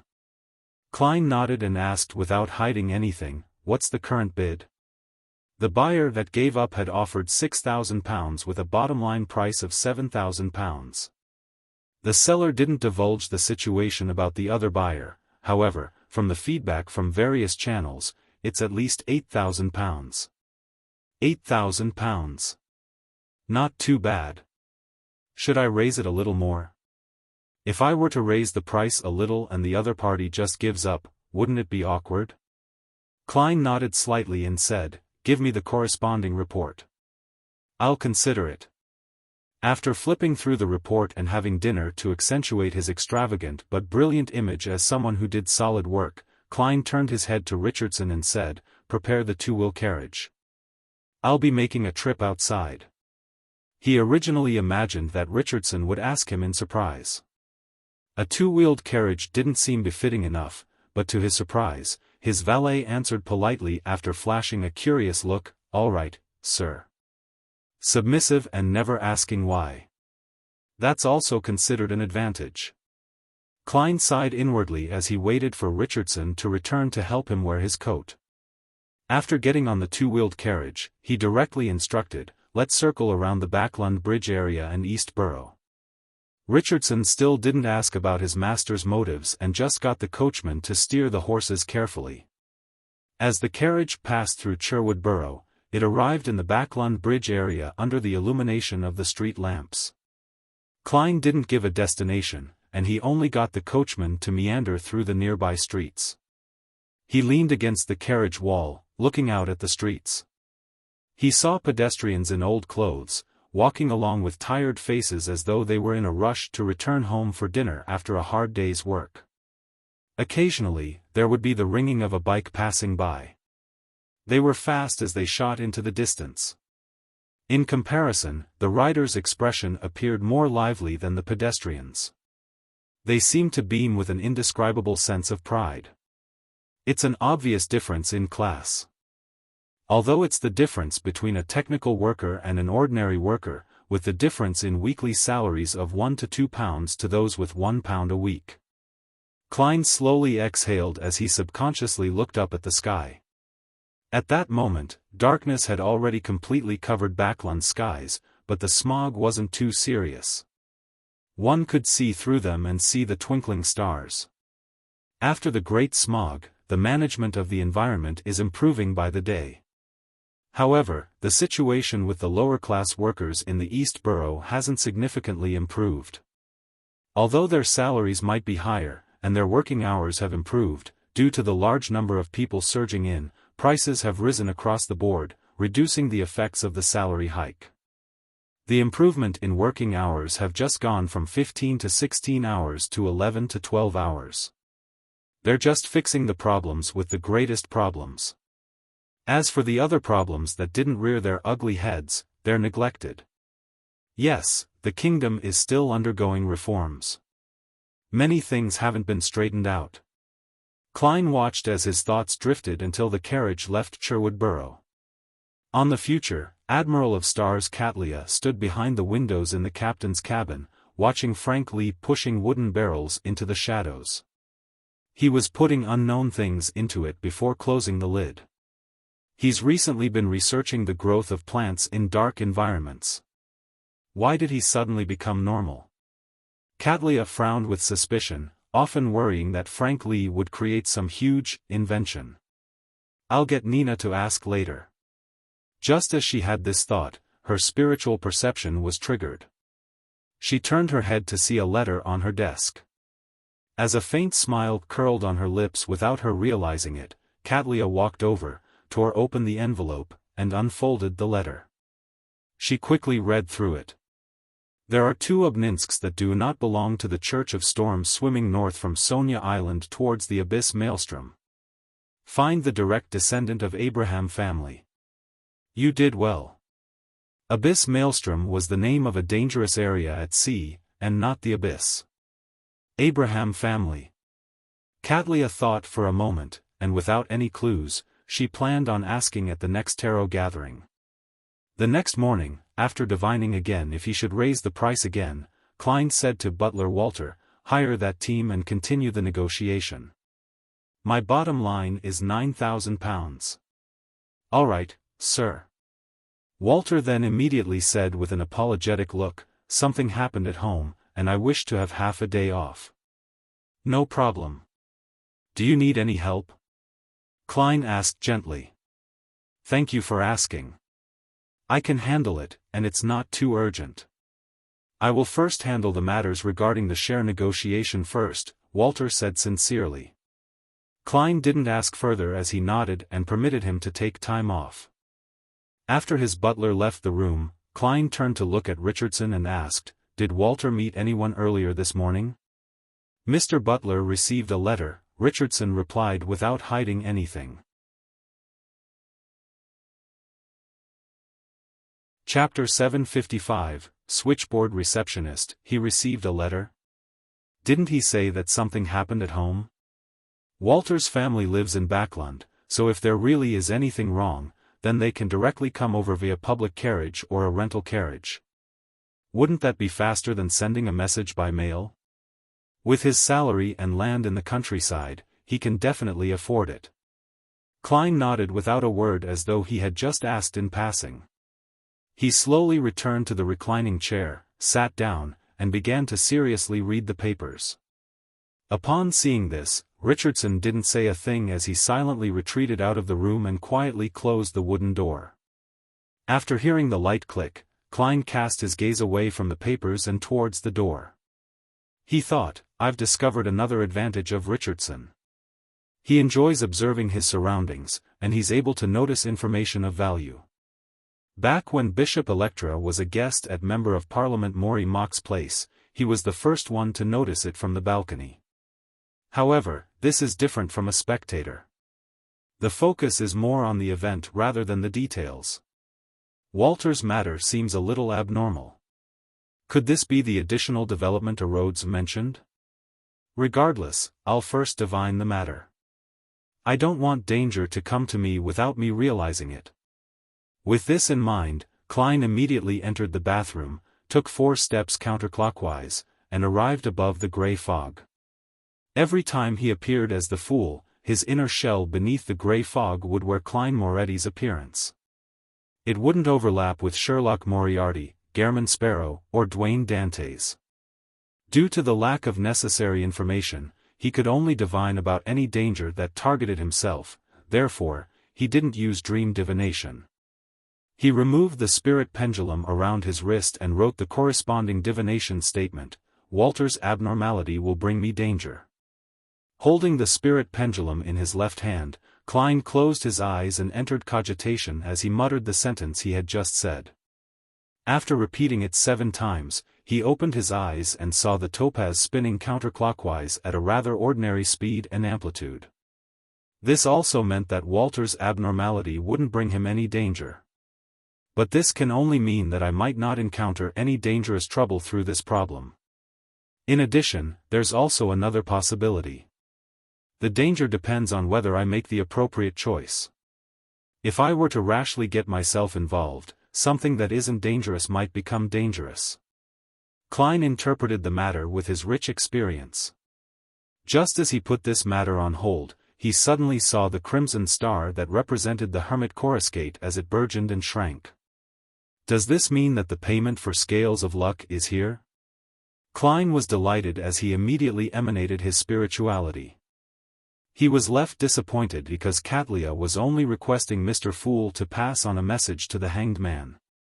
She didn't mention when she would close the deal with the world. There are Obninsks at the Abyss Maelstrom north of Sonia Island?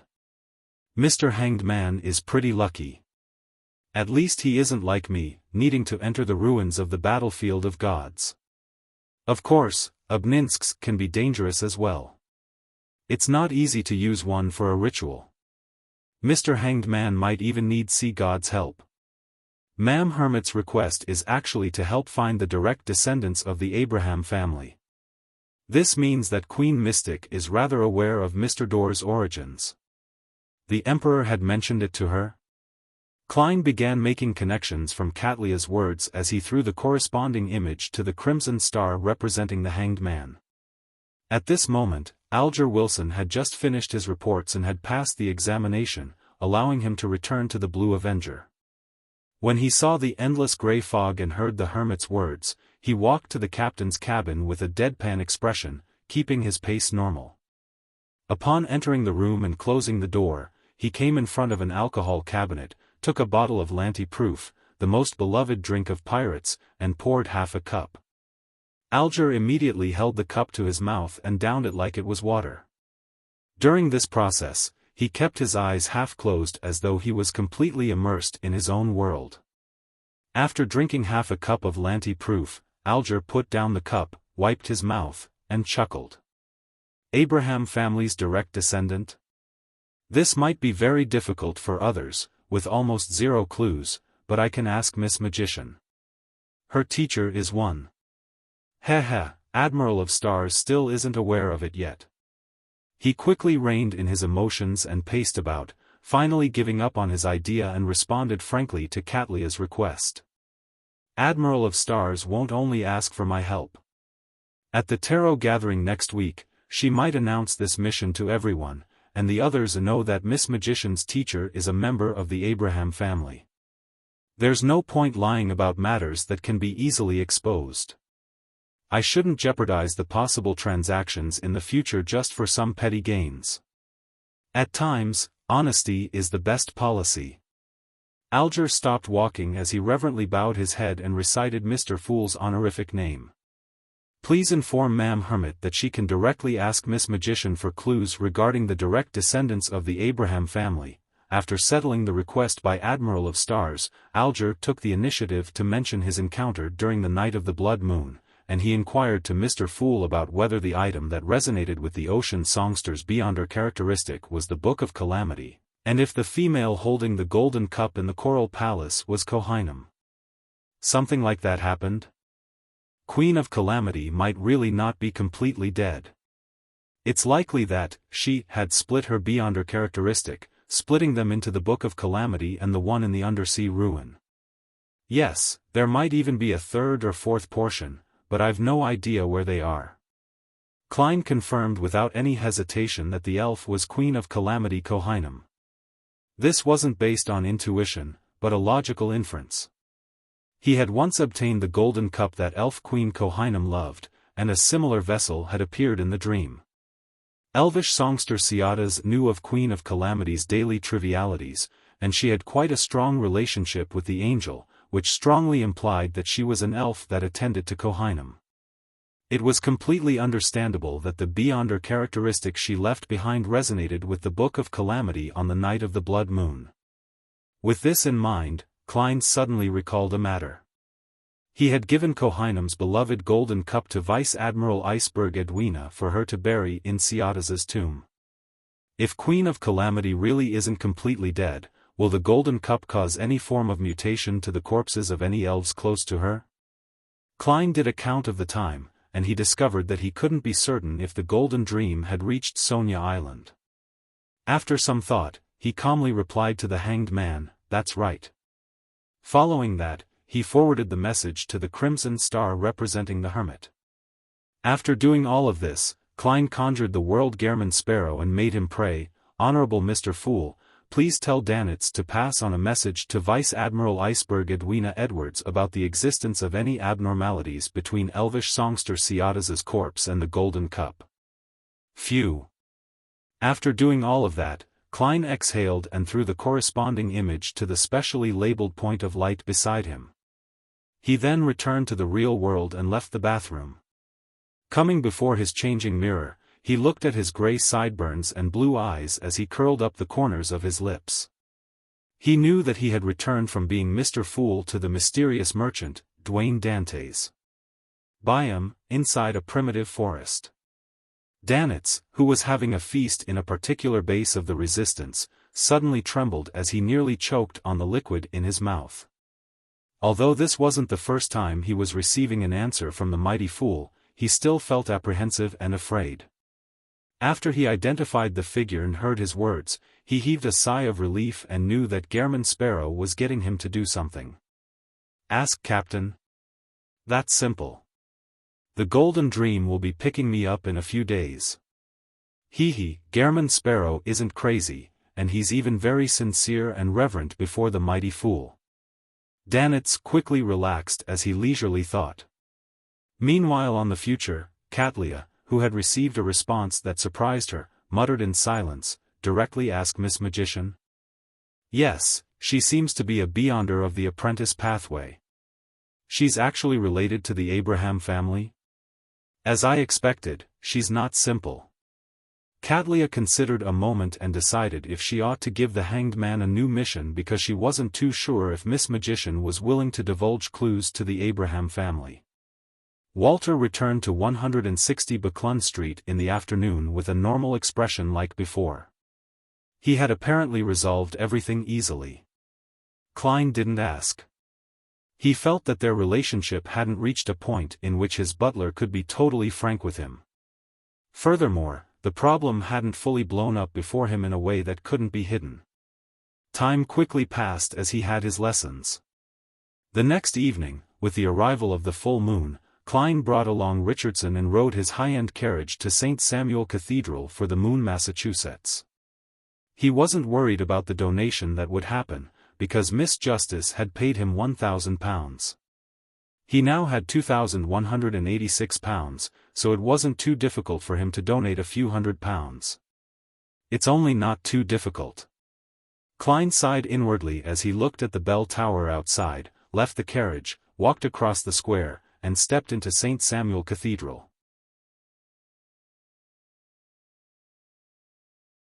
Chapter 756, Grand Mass. After waiting nearly 10 minutes outside the prayer hall, Klein and the other believers who were here to join the moon mass entered under the priest's lead. In the dark and serene atmosphere, they heard uniform and ethereal chanting. Full-faced above the land stood the crimson moon, and sweet it was to dream of themselves, of child, and wife, and parents, but evermore, holy and rhythmic voices echoed in the prayer hall as the believers involuntarily quietened down, as though they had forgotten all their frustrations in life or the different challenges they faced in the real world. Under the guidance of a few priests, they found their seats. In front of the altar, Bishop Electra, who was in charge of celebrating the Mass, held the revelation of Evernight and began preaching. As this segment came to an end, the priests held up water and bread, and they began handing them out to Klein and company. This was the loving grace of Evernight, food that people both alive and dead could share. Having not had dinner, Klein naturally didn't waste the bread of average quality and the water in the cup. Then, he saw candles light up on the altar, and under the darkness, they appeared like stars in the night sky, emitting light and warmth that eased one's heart. At that moment, Bishop Electra led the few priests and everyone in the choir to chant in unison, "We look upward into the night sky, we tenderly say her name, Evernight Goddess. We know no other words, except Evernight Goddess, may the goddess draw out from the angel chorus, with the silence sweet to gather, and hold both within her right hand which is gentle. Goddess. If she heard us, she would surely agree, smiling with purity at the dead, come, rest and sleep well, my children." The empty voice filled with holiness drilled into every believer's ears. It felt as though all the spirits present were resonating in unison. As a sequence 5 beyonder, Klein felt as though his soul body was being cleansed as his spirituality naturally flowed out in comfort. Following that, a tranquil darkness seemed to appear before his eyes, a darkness without any sound. In the darkness, corpses lay there, their faces calm and at peace, as though they weren't dead and were actually in a deep sleep. Klein calmly traversed the darkness in a staid manner when he suddenly stopped and looked diagonally ahead. At a spot where moon flowers were silently blooming, there were a few people sleeping. They were the hatless Dunn Smith in a trench coat, old Neil, who still wore his black classic robe, and the short Kenley, who worked hard to save up money. They closed their eyes in a relaxed manner as a faint smile appeared to show on their lips. Around them were erected tombs, each of them having the same word written on them, Guardian. Klein instantly closed his eyes as a holy and ethereal voice resounded by his ears, "Cross your hands humbly, over your breast. Make the silent prayer, and shout from the bottom of your heart, the only escape is tranquility." Klein lowered his head, closed his eyes, and raised his hands up before crossing them before his chest. He then repeated silently, "The only escape is tranquility. The only escape is tranquility." This repeated again and again until the prayer hall reached a state of extreme silence. Only then did Klein open his eyes again and rubbed the corners of his eyes. He slowly exhaled and glanced around him. With the light from the candles, he discovered that most of the believers were covered in tears without realizing it. Even his valet, Richardson, was constantly tearing up without wiping his tears.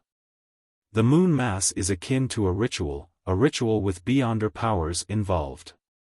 Its effect is likely to make everyone's spirit resonate, allowing different people to see the deceased who they share deep relationships in the darkness. It relieves one's grief in order to obtain tranquility. Yes, this isn't an abnormality that's targeted at beyonders, so I can be at ease. To ordinary people, this might be an illusory outlet that's instantaneous. They would only believe that it's a result of the goddess's greatness, and not some extraordinary powers. Sequence 5 beyonders of the Evernight pathway seem to gain a significant enhancement in their control of spirits. Klein withdrew his gaze as he made a judgment. Right on the heels of that, he recalled the darkness and the deceased that lay amidst the moon flowers. Closing his eyes, Klein allowed his thoughts to drift. That dark plain filled with moon flowers, night vanilla, and slumber flowers is a manifestation of the goddess's divine kingdom? What does the source of danger in the night time inside that battle of the gods' ruin correspond to then? Klein gradually outlined the cold darkness and the fog that enveloped the sea on the eastern front of the Sonia Sea. In the fog, there was an ancient, pitch-black cathedral with a steeple. Ravens spiraled above it as though they were holding a memorial or were in grief. And around the cathedral were ordinary residents, simple wood huts, grayish-white mills, and indistinct figures. Logically speaking, this foggy scene that's intricately tied to the night and dreams should be formed from the aura left behind when the goddess slayed Annihilation demonic wolf. But it doesn't have any similarities with the corresponding divine kingdom.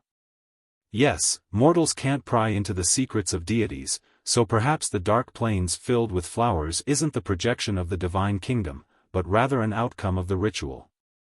Seeing that the moon mass was coming to an end, Klein reached into his inner pocket and took out his wallet.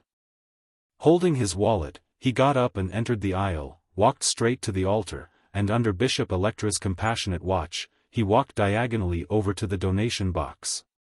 He tapped his chest 4 times in a clockwise fashion, drawing out the crimson moon before throwing in all his large denomination notes. A total of £300. At that moment, Klein didn't feel the pinch like the previous few times. He was in a very calm mood because he recalled the ritual old Neil had used to repay his debt. Back then, they picked up a wallet containing £300, all thanks to the goddess's blessings.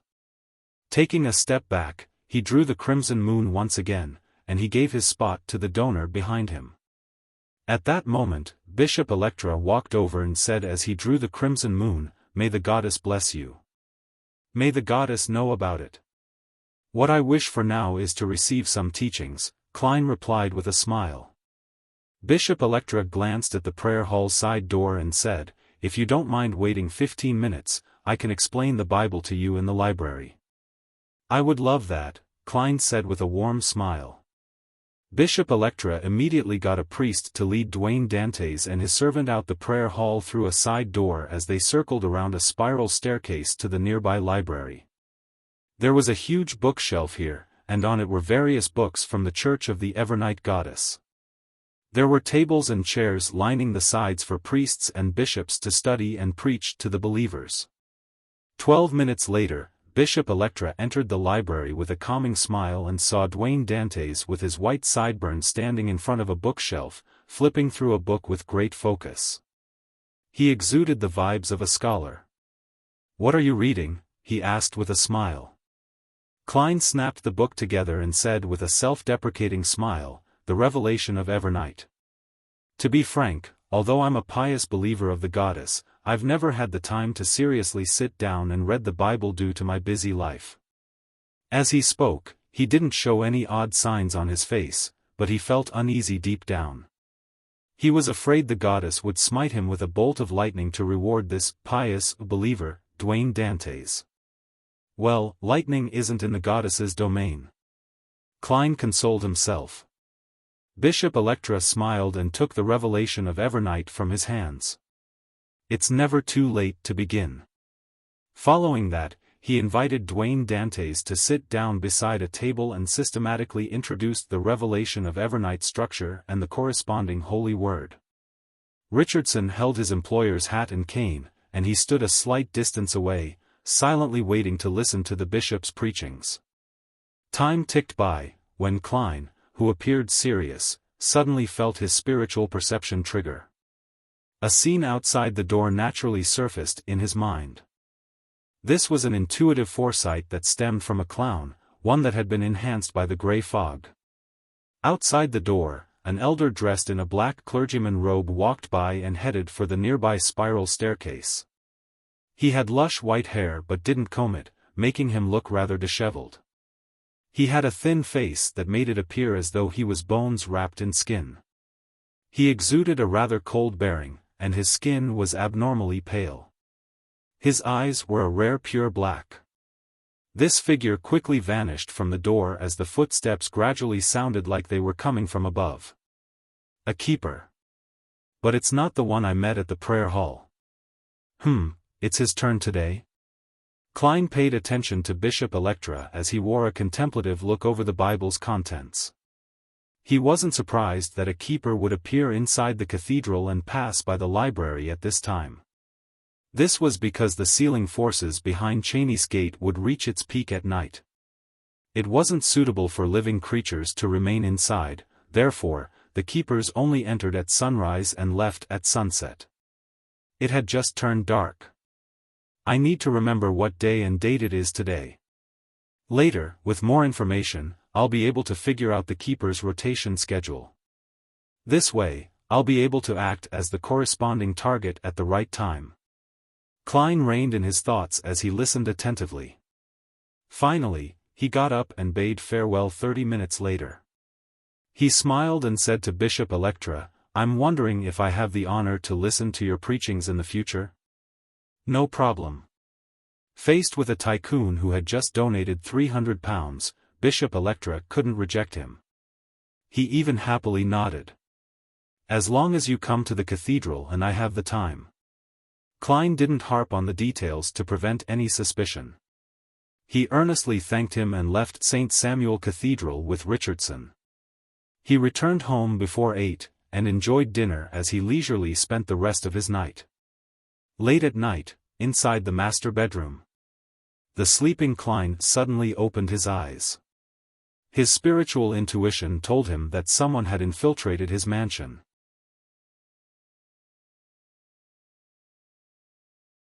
Chapter 757, Dream Encounter. Someone has infiltrated the compound? Klein didn't immediately sit up. All he did was turn his body to the side and reached his left palm under his pillow. He secretly held death knell, and at the same time, he slowly spread his left hand open, preparing to activate creeping hunger.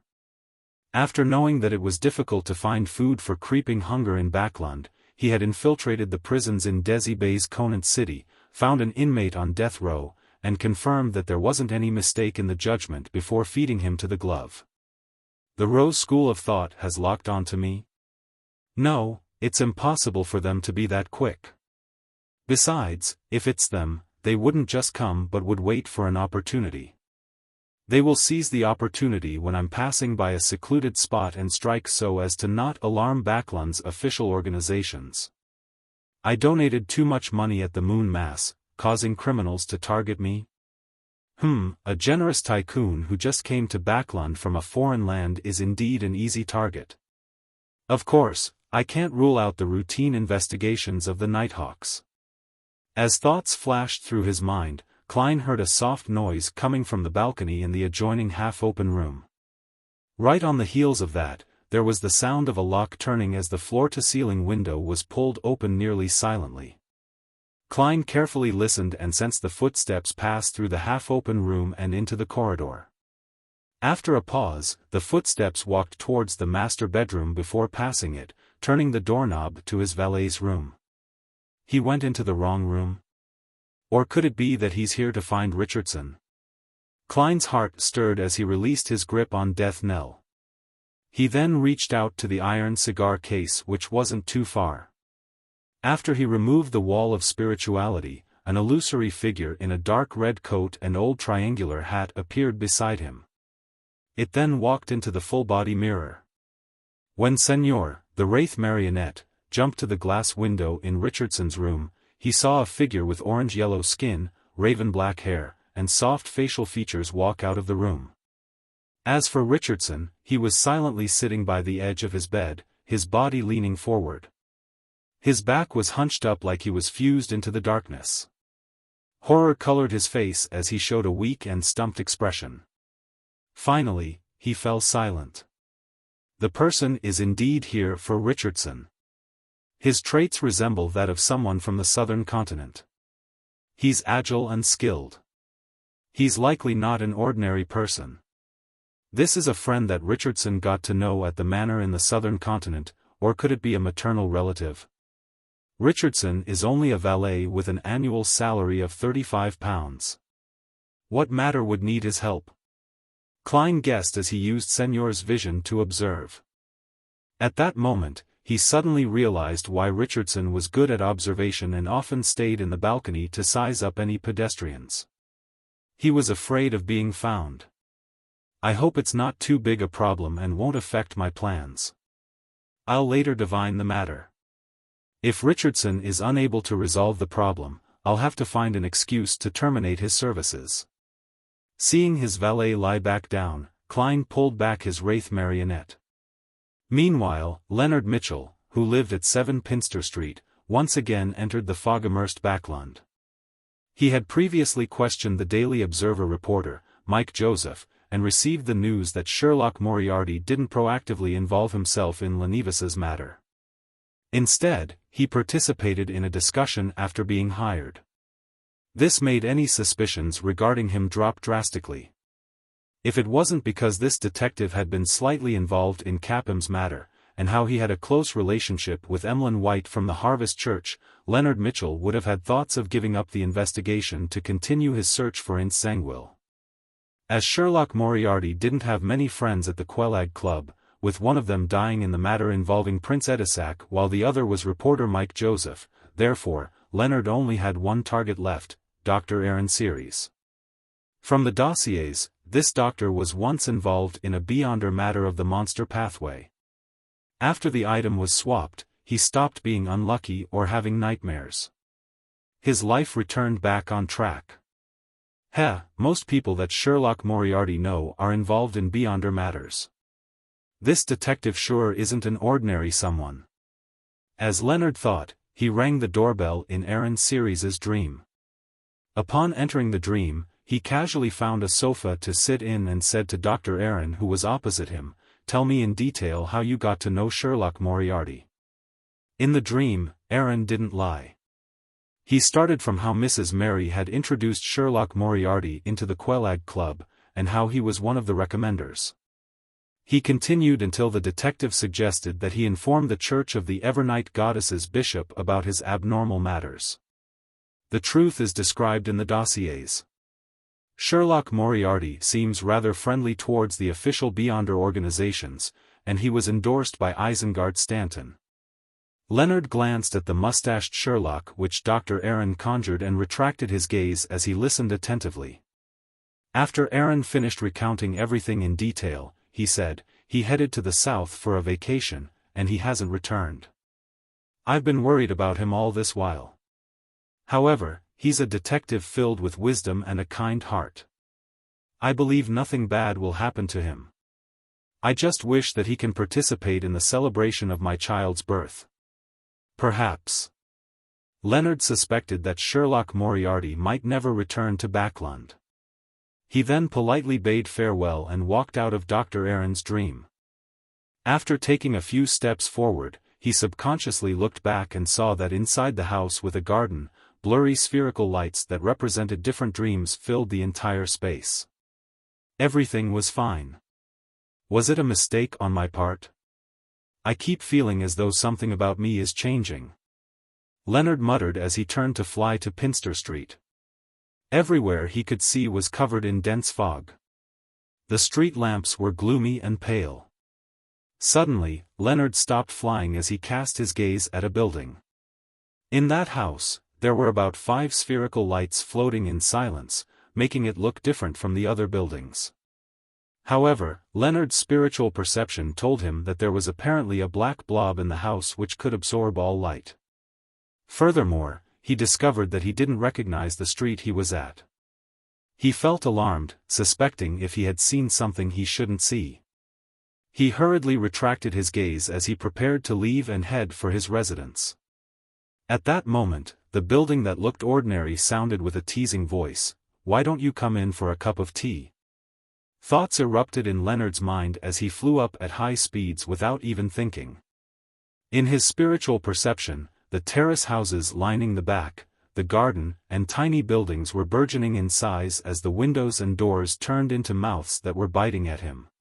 The nearby black street lamps were extending in height, making the surroundings appear like a forest of steel that seemed to stop Leonard. Leonard didn't stop or turn back. He felt a chill down his back as it became more obvious and deeper. His body slowly stiffened as though he was being grabbed by countless invisible hands. Just as he felt that he couldn't hold out any longer, he saw a familiar house where a familiar window and lights stood. He held his breath, plunged down abruptly, and fell back into his dream. Phew! He jolted awake and found himself drenched in cold sweat. Old man, what did I actually encounter? Leonard retracted his legs from the desk's edge and asked with a sense of lingering fear.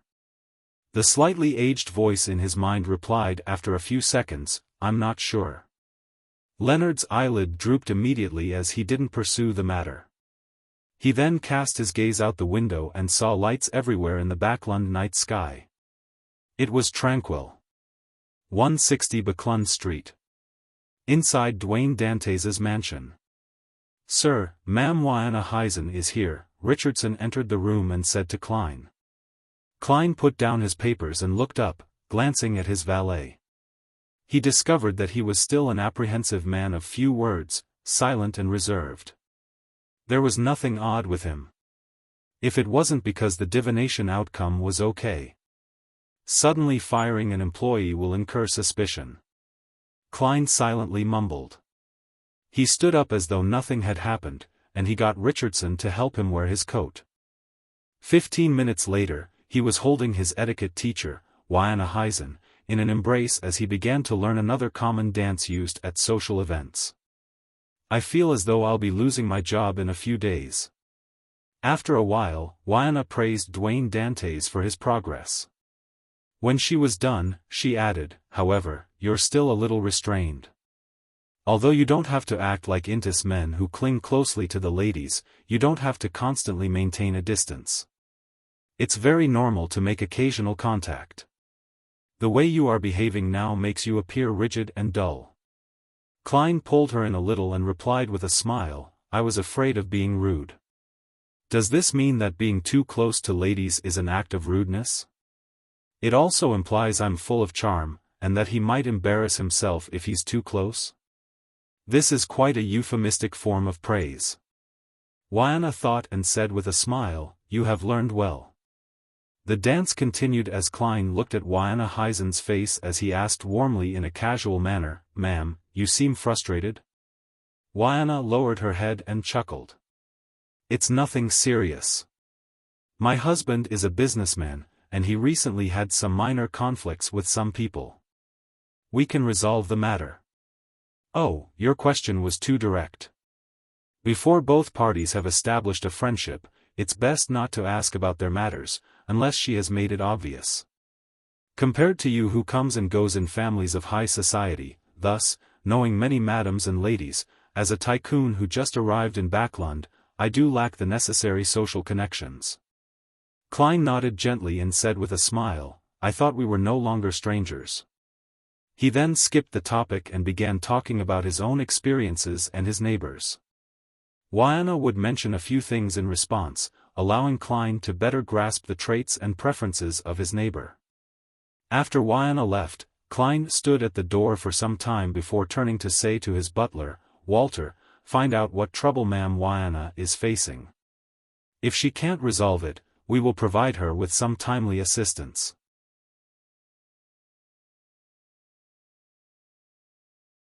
Chapter 758, Efforts will ultimately pay off in the evening. Klein, who had just returned from St. Samuel Cathedral, was just about to enter the dining hall on the second floor when he saw butler Walter walk over and say with a polite bow, Sir, the matter you wish to be investigated has been completed. Klein didn't inquire further in front of the other servants as he staidly nodded. Let's talk in the study. Walter followed behind him and came all the way to the third floor. Richardson then opened the door and lit the gas wall lamp inside. Klein unhurriedly walked to his desk, sat down, and looked at the butler for the report. As Walter gestured Richardson to guard outside the door, he approached the desk and deliberated over his words. After the door closed again, he said, Ma'am Wahana's husband is a cloth merchant.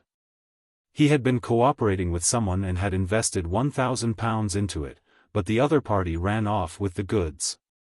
She has already sought the help of Member of Parliament Mocht and Ma'am Rihanna to urge the police department to crack the case as quickly as possible. However, the police usually doesn't dare to guarantee that they can find the target for such cases. Klein picked up the black fountain pen on his desk and stroked it.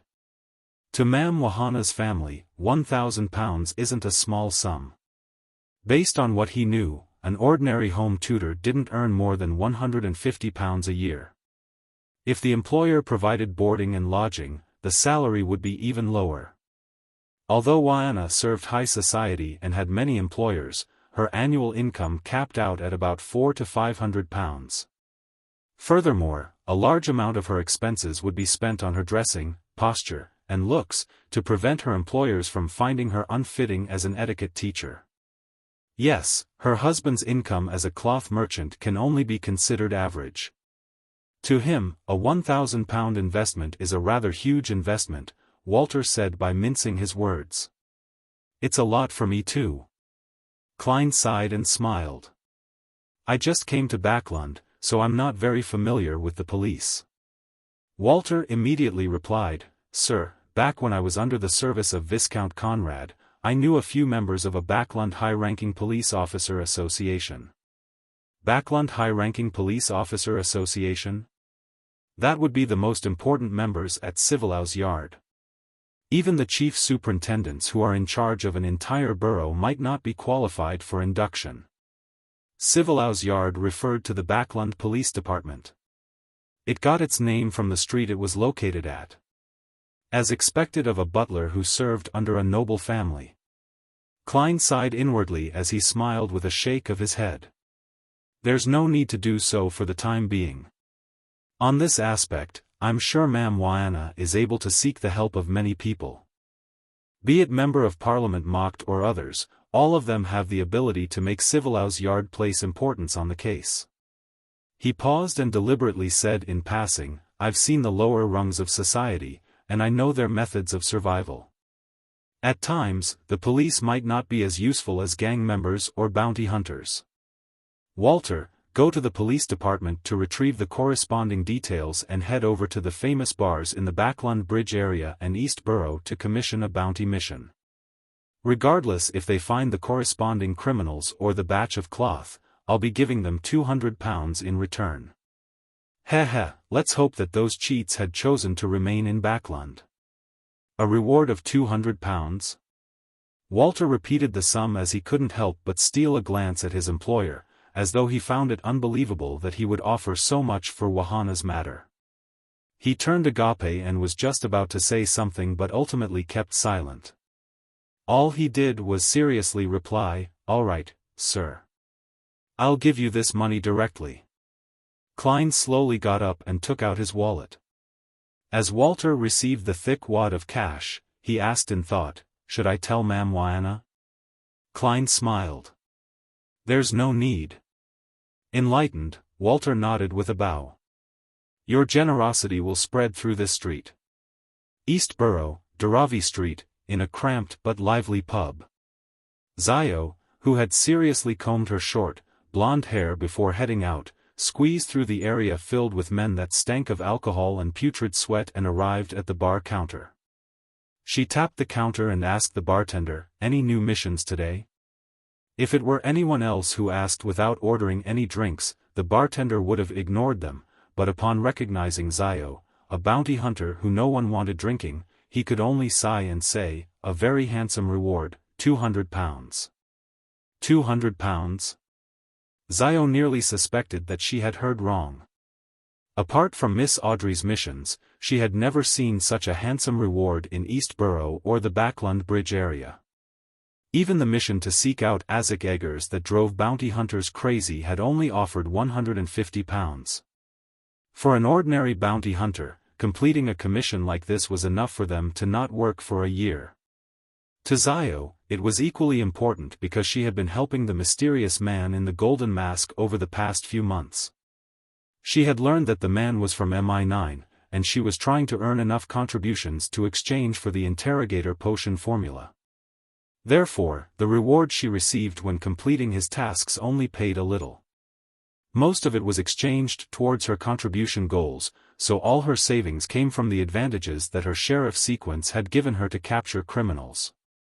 Once I receive the potion formula, I still have to spend money to buy the Beyonder ingredients, and I only have 300-odd pounds. Furs is right. Money isn't omnipotent, but it's sufficiently important. Upon having this thought, she looked at the bartender and asked cautiously, "What's the mission? Who commissioned it?" "Find a few cheats. They cheated the victim of cloth costing 1,000 pounds. As the bartender handed the details to Zio, he said, "The person who commissioned the mission looked like a butler. He called himself Walter, and he's in service of a Mr. Duane Dantes from Buckland Street. If you capture the cheats or find the cloth, you can head there to retrieve the bounty."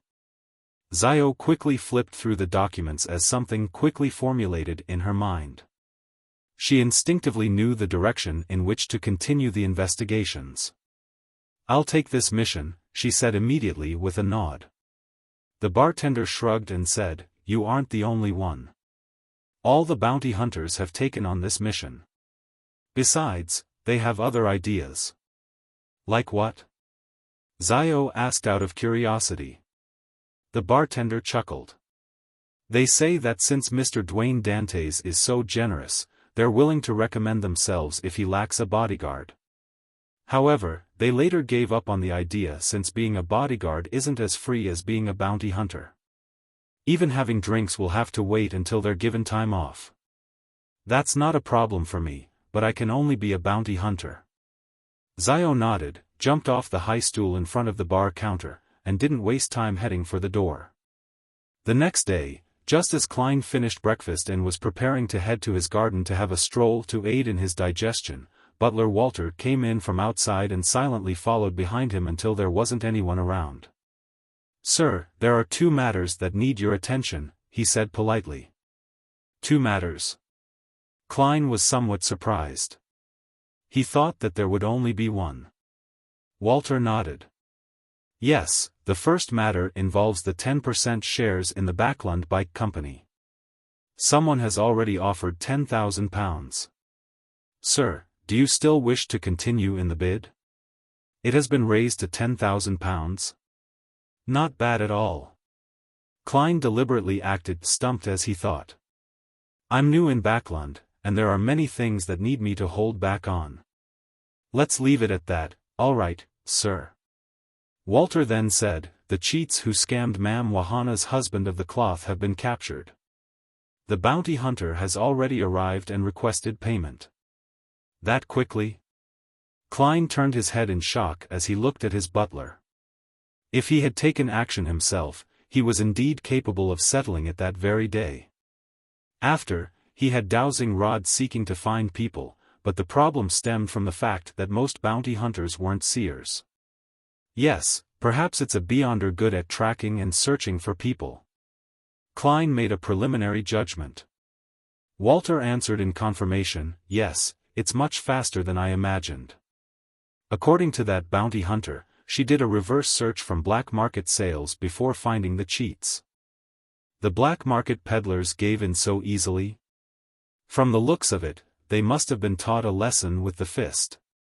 Klein nodded and said, "What's that bounty hunter's name?" "She's quite capable, she calls herself Zio," Walter answered truthfully.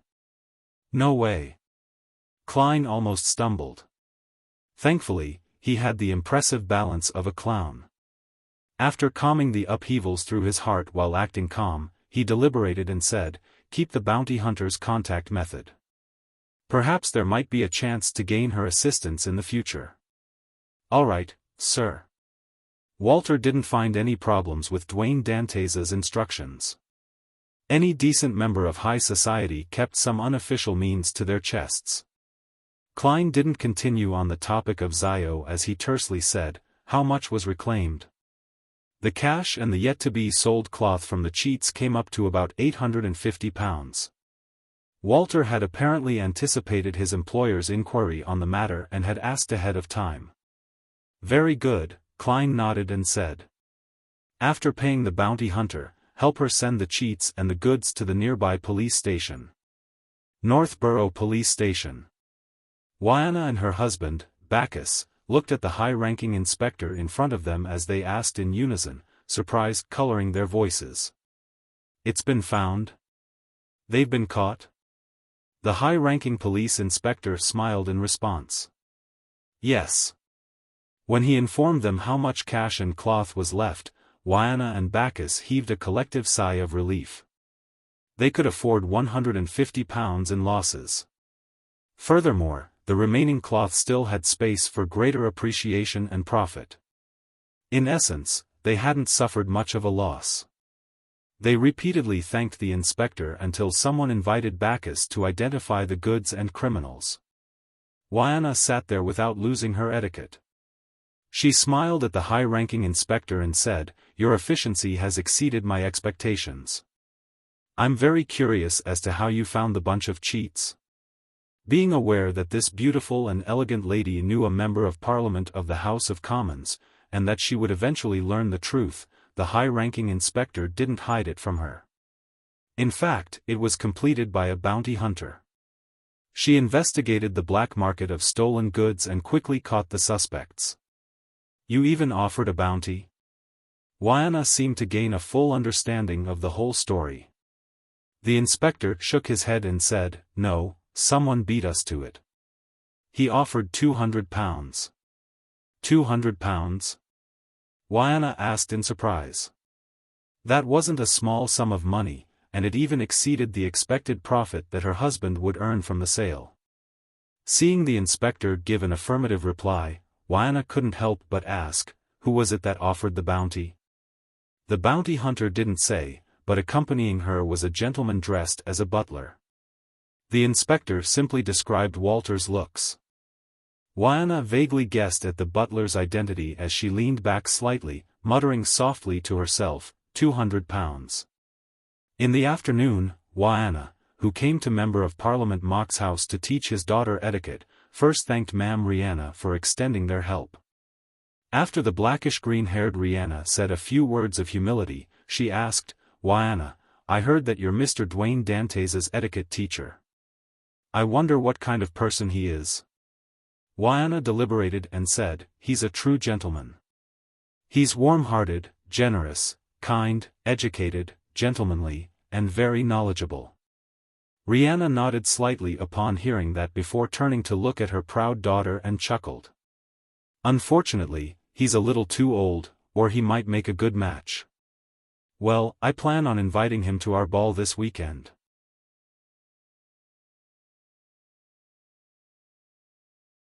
Chapter 759, First Dance Saturday night, 8 p.m. Klein rode his high-end carriage and arrived at 39 Buckland Street, Member of Parliament Mock's house, in 2.5 minutes after stealing a glance at the lit fountain that was sloshing with water. He buttoned his tailcoat and walked down the carriage before strolling to the house's main entrance. Richardson held an exquisitely packaged bottle of Southville red wine and followed closely behind his employer. After walking through the main door, Klein instantly saw Member of Parliament Mock and his wife, Rihanna, walk over to welcome him. The former was wearing an olive-green army officer uniform with an orange-red sash around his waist and a few medals hanging from his chest. In the Lone Kingdom, serving and retired officers enjoyed wearing their military uniforms at balls. The latter was wearing a yellow long dress with frilly sides and rarely seen, exquisite lace, making her look different from unmarried ladies. However, she also partially exposed her fair neck and her shoulders. Klein took the bottle of Southville red wine from Richardson's hand and handed it to Member of Parliament Mock before saying with a bow, "Sorry, I'm late by a few minutes." This was actually a common situation at lone balls. Guests would rather be late by a certain amount of time than be early. This was because the masters of the house might still be busy with the final preparations with the ball. It was the worst time for them to entertain guests, but of course, one had to ensure that they weren't late by more than 10 minutes. If Wiana hadn't specially taught him this, Klein would have definitely come early as a form of respect. "It's fine. The ball hasn't officially begun." Mock glanced at the Southville red wine as he handed it to his valet before nodding with a smile. At Loen's high society engagements, one had to bring a gift for the master if it was their first time attending a ball. Alcoholic beverages were the most welcomed, but one had to keep in mind that the first gift had to be something locally produced. After greeting Macht, Klein looked towards Ma'am Rihanna and saw that she had slightly raised her right hand. Hence, he took one step forward and lifted her palm and bent his back to kiss it. You illuminate the entire ball. Before the ball began, complimenting the masters of the house was a necessary step in Loen's social events. And unlike Intis, Loen's hand-kissing etiquette required the lady to gesture that it was possible before a gentleman could do the kiss, otherwise, it would be a serious faux pas. Likewise for your arrival, Ma'am Rihanna replied with a smile. Then, the couple led Duet Dantes through the corridor and into the main hall where a pleasant tune was echoing. After taking a few steps forward, Maury Macht pointed at a lady in a sky-blue dress. My daughter, Hazel. Klein looked at the girl as his pupils suddenly constricted. He knew this girl. To be precise, he had seen her image before. Back when he had asked a Rhodes where he could obtain a mystical item which could steal the beyonder powers of others, the magic mirror had indicated a scene of an arrogant lady loitering in the sewers, and she was none other than Hazel Macht. She was a lady with wavy black-green hair and bright brown eyes. She has a mystical item that corresponds to a fire bandit? With her family conditions, why would she be loitering in the sewers? Is it some fortuitous encounter of hers? Was she searching for something or waiting for something in the sewers? She has already become a beyonder. How did she become one? Could it be that she has a grandpa parasitizing in her body? Klein, who was donning the skin of Duet Dantes, instantly thought of many questions, but he pressed his hand to his chest as he bowed with an unperturbed look. Good evening, Miss Hazel. During this process, he stole a glance at Hazel Macht's face and discovered that she wore a composed look. There was an arrogance in her eyes, and all she did was smile politely in answer, Good evening, Mr. Dantes. She didn't have any abnormal reaction, which means that she's unable to sense the aura of the gray fog. At the very least, there's no grandpa parasitizing her. I can't be certain for now, and I'll have to continue observing. Klein stood up straight as he took a cup of pale gold champagne from a waiter's tray. He then began chatting with Member of Parliament Maury Macht. I never expected you to be a major. He could tell from the epaulette on Macht's shoulder. If he was a colonel, Klein would have even suspected if the gentleman was also a beyonder, but it was hard to tell for a major. It's nothing. There are many opportunities to render meritorious services in Balam, Maury answered. Of course, the weather there is especially unsuitable. I've always been suggesting to the army's higher-ups to design a uniform for West Balam and to get rid of the traditional dark colors, otherwise, the officers will only feel as if they are beef waiting to be roasted. As for the enlisted soldiers, most of them wore red tops and white bottoms. Yes, the weather there is completely different from what it's like in the country. Even Desi Bay isn't that hot. Klein indicated that he had been to the southern continent, and he had been to either East or West Balam to corroborate his hunting experiences that he had mentioned a few days ago. After a few minutes of small talk, Macht apologized and walked to the staircase with his wife. At the second floor, he raised a cup of red wine while standing by the railings facing the main door and said, Thank you everyone for coming to our ball. First, let us toast the deities. They are the source of everything beautiful. He and Ma'am Rihanna tapped 4 times on their chests as they softly praised the goddess. The other guests also praised the deities they believed in via their own means. Macht continued having his cup raised as he said with a smile, Second, a toast to the kingdom. It is a stable bedrock. To the kingdom. Klein raised his cup of champagne and spoke with the other guests around him. Following that, Macht surveyed the area and asked humorously, Finally, what shall we toast to?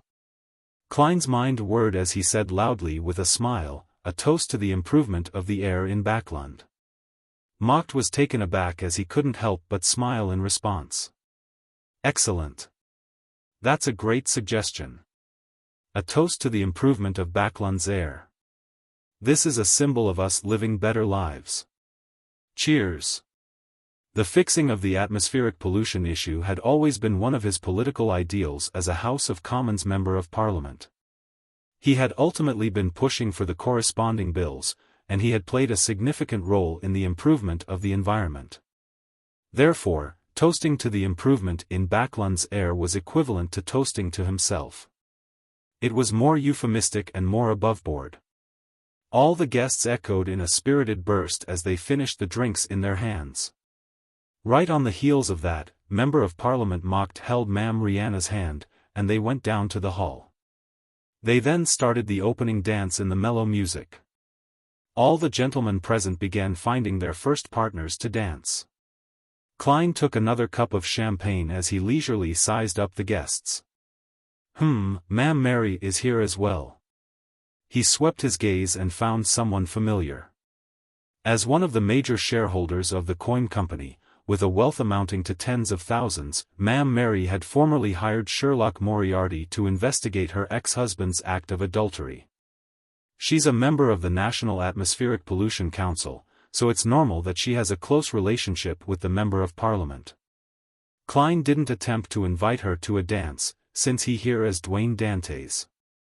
He didn't know this lady who lived in another street. He retracted his gaze and looked elsewhere. He saw Hazel mocked holding a cup of white wine and standing to the side. She wore a clear smile of alienation as she watched the gentlemen lock onto their targets to invite them for a dance. This lady actually looks pretty good. She's dignified and pretty. She should have been the star at this ball, with people yearning to invite her to a dance. However, the way she exudes that look of arrogance, looking down at people with a supercilious look, makes any gentleman who casts his eyes on her shift over to another target.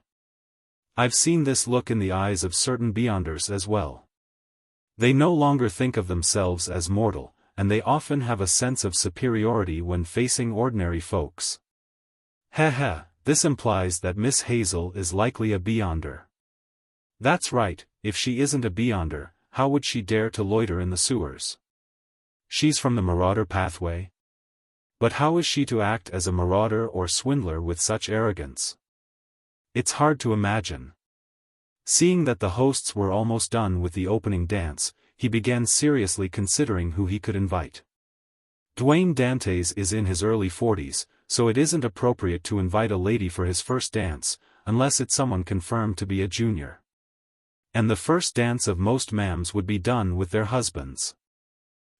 I should be able to invite people I'm familiar with or the hosts. Klein swept the dance floor and found the only lady Duet Dantes was familiar with. It was his etiquette teacher, Wiana. Invite her? No, she likely already knows that I've secretly helped her. To invite her for the first dance can easily make her misunderstand. It might even affect her relationship with her husband and incur unnecessary trouble for Duet Dantes. It's not like I'm Emperor Roselle who has a penchant for the wives of others. No, he has a penchant for everything. In short, I should avoid creating gossip. Klein shifted his gaze and heard the music change. It went from a mellow melody to something brisk. It was a piece of countryside music that was popular in Central Loen. It was well liked by nobles and was often used for the first dance. With the change in music, the gentlemen walked to the ladies and madams they had selected. Klein also noticed that no one approached Hazel mocked. She's one of the hosts of this ball. Besides, I can observe her at a close distance. If she really is a beyonder of the marauder pathway, it implies that the grey fog is able to converge beyonders from the neighboring pathways of the seer pathway. Klein wore a gentle smile as he unhurriedly walked to the arrogant lady. Miss Hazel, may I have the pleasure of a dance with you? Duet Dantes with his white sideburns gave a standard bow as he said. Hazel glanced at him and, after a few seconds of silence, said, "It will be my honor." She then extended her palm. Klein politely held her hand and entered the dance floor as they began a brisk and lively dance. Glancing at her beautiful but deadpan face, Klein said with a smile as he tried probing, "I just noticed that many young gentlemen wished to invite you to a dance, but they were unable to muster their courage." Hazel looked up and swept her gaze at him and said, "Mr. Dantes, that's not a polite topic." Klein choked, lost as to how to reply.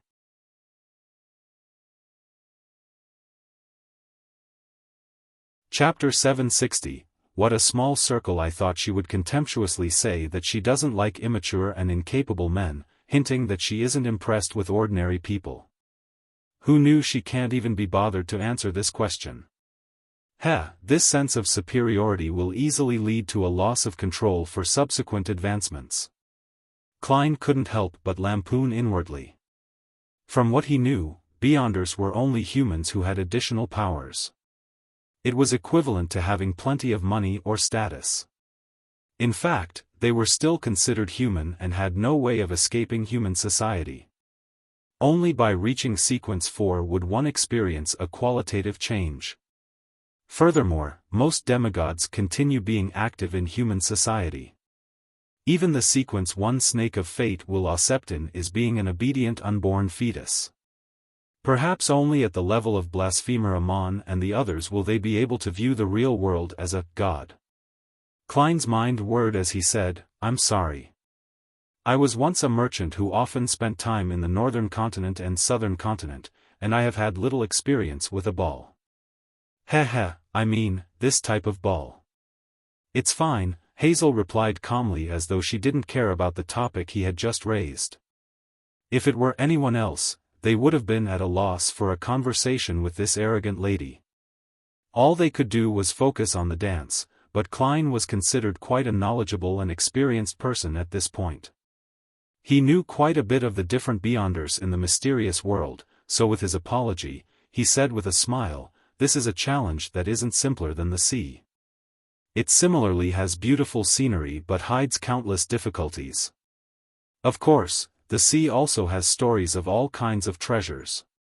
Some of them are clearly fake, but others sound rather realistic but are impossible to verify.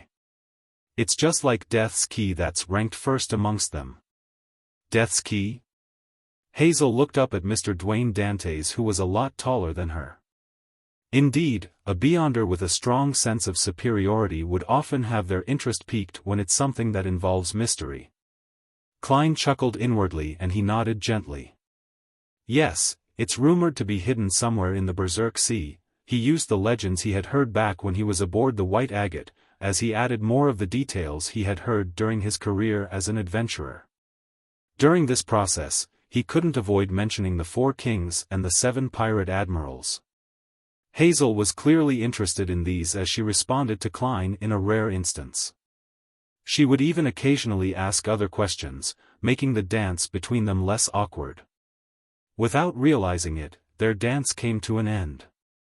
Klein skillfully ended the topic and switched to asking, "Do you plan on returning to where you were, or do you plan on heading over to get some food?" After a dance, the gentleman had to abide by the lady's wishes and send her to where she wished to go. It didn't have to be where she originally stood. Hazel opened her mouth as though she wished to ask further, but she ultimately didn't speak further. She nodded her head in a reserved manner, "Where I was." She clearly misses the stories at sea. She's just a big brat. As long as you grasp her temper and find what interests her, she's actually not difficult to interact with. Klein held back his smile as he sent Hazel back to the periphery of the dance floor where she previously stood. As for him, he acted casual as he walked to the long table that had all kinds of food placed on it. He picked up a plate and began to scoop a serving of pan-friend dragonbone fish, and he matched it with some sliced black pepper steak. Compared to the dance and entertaining others, food is the true essence of a gathering. As Klein thought, he worked hard at trying to make his appearance while eating appear elegant enough. At this moment, he saw Ma'am Mary walk over and fork a piece of foie gras soaked in red wine onto her plate.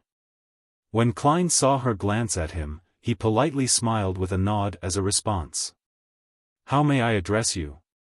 I haven't met you before at the balls and banquets hosted by Member of Parliament Mocked." Perhaps it was because of Duet Dantes' grey sideburns and deep blue eyes that were very charming. The ordinary-looking Ma'am Mary with slightly high cheekbones took the initiative to ask. Klein laughed and replied, "I'm a merchant who just returned from Desi Bay, Duet Dantes. I live on this street." "Ma'am, do I have the honor of knowing your name?" Mary nodded in thought, and she roughly understood this man to be a merchant who was trying hard to enter high society, just like she was previously. She said with a smile, "Mary Schott, Coin Company's executive director." She didn't mention that she was the biggest shareholder of the Coin Company, or mention that she was a member of the National Atmospheric Pollution Council. This was a Loen-styled euphemism. Mary Schott. She has taken up her original last name? Right, she has already divorced. Klein silently thought to himself and said with a smile, "I know of this company. Its main business is in anthracite and high-quality coal. It has expanded rapidly in the past few months.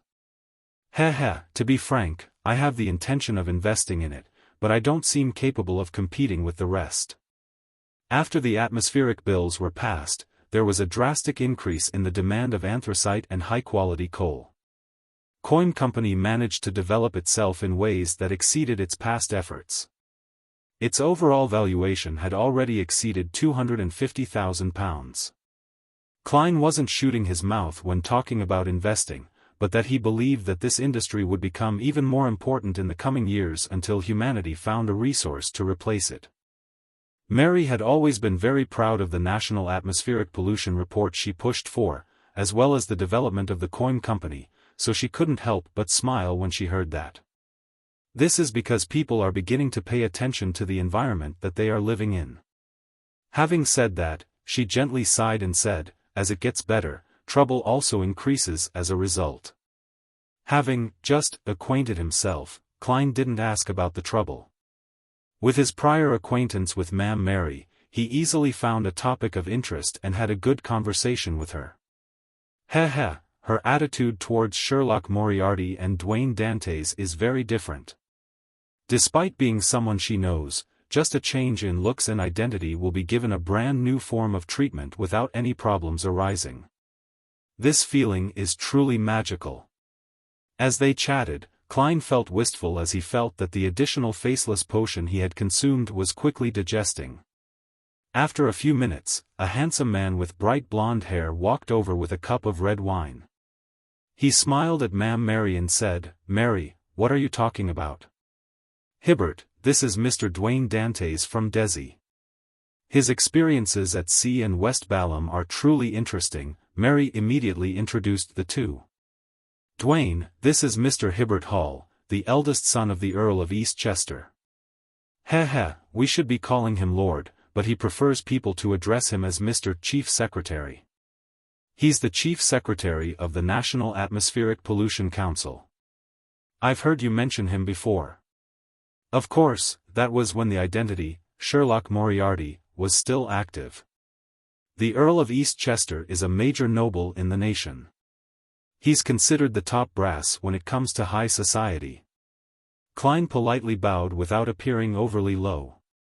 "Please permit me to convey my thanks as an ordinary citizen. The work of the National Atmospheric Pollution Council has allowed us to live in better living environments." Hibbert Hall was rather pleased with such sincere gratitude, so he smiled in reply. "This is all thanks to the hard work all of us have put in." By the side, Mary said with a smile, "Duet, don't mention such matters again. You will make Hibbert arrogant." "No, I was just joking. He's more humble than all the noble children I know. He should be having a vacation in the Eastchester County's fief at this time and spending his time hunting with his friends, but he immediately returned after I sent him a telegram informing him that I was invited to this ball by Member of Parliament Mocht. It's not only for this ball. There are many things that require my attention. My father, Earl Hall, would also frequently commute between Backlund and our fief before June," Hibbert seriously explained. "A gentleman who places great importance on his social image." Klein made a preliminary judgment. When Mary heard that, she asked in passing, "Is there anything still keeping you back?" When are you leaving Backlund? Most of my work has already been completed. There's only one matter left. Heh, my sister, Audrey, is very interested in the Backlund Bike Company's 10% shares. She hired a specialized team to help her in the negotiations, and I'm responsible for overseeing the matter, Hibbert said without much thought. Backlund Bike Company's 10% shares? What a coincidence. I have to say that the circle of high society is quite small after all. Klein sighed inwardly as he deliberately mentioned, I also found a team to attempt to purchase the 10% shares, but I only managed to offer up to £9,000. Unfortunately, I wasn't able to compete with the other competitors and could only give up. Hibbert glanced at him with a look of surprise. You have good taste. He didn't mention how much his side's bid was, to prevent his competitor from participating again. £9,000. Mary silently muttered, realizing she had underestimated Duane Dantes' wealth. At this moment, the music for the third dance sounded. Hibbert Hall turned to Mary and said, May I have the pleasure of a dance with you? That's what I've been waiting for. Mary immediately extended her hand. This made Klein unable to exchange name cards with them, however, he wasn't in a rush, because it was still some time before the ball ended. After getting another plate of food, he enjoyed it while looking at the dance floor, admiring the madams and ladies dancing.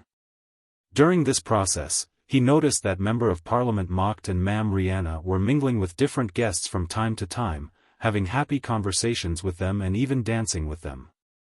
According to Walter, after confirming the guest list, the hosts need to seriously conclude every guest's preference and background, so as to tailor a different topic of conversation or jokes for them. This is to make everyone feel as though they are being treated uniquely. Socializing in high society sure is troublesome. This might be why Loenese gentlemen tend to have receding hairlines. Klein lampooned as he sighed in reflection. He retracted his gaze and looked at his cleared plate. He seriously considered if he should invite another lady or madam to a dance, or if he should eat a little more. At this moment, he caught Hazel Mock's figure through the corner of his eye. She was heading for the third story with hurried footsteps.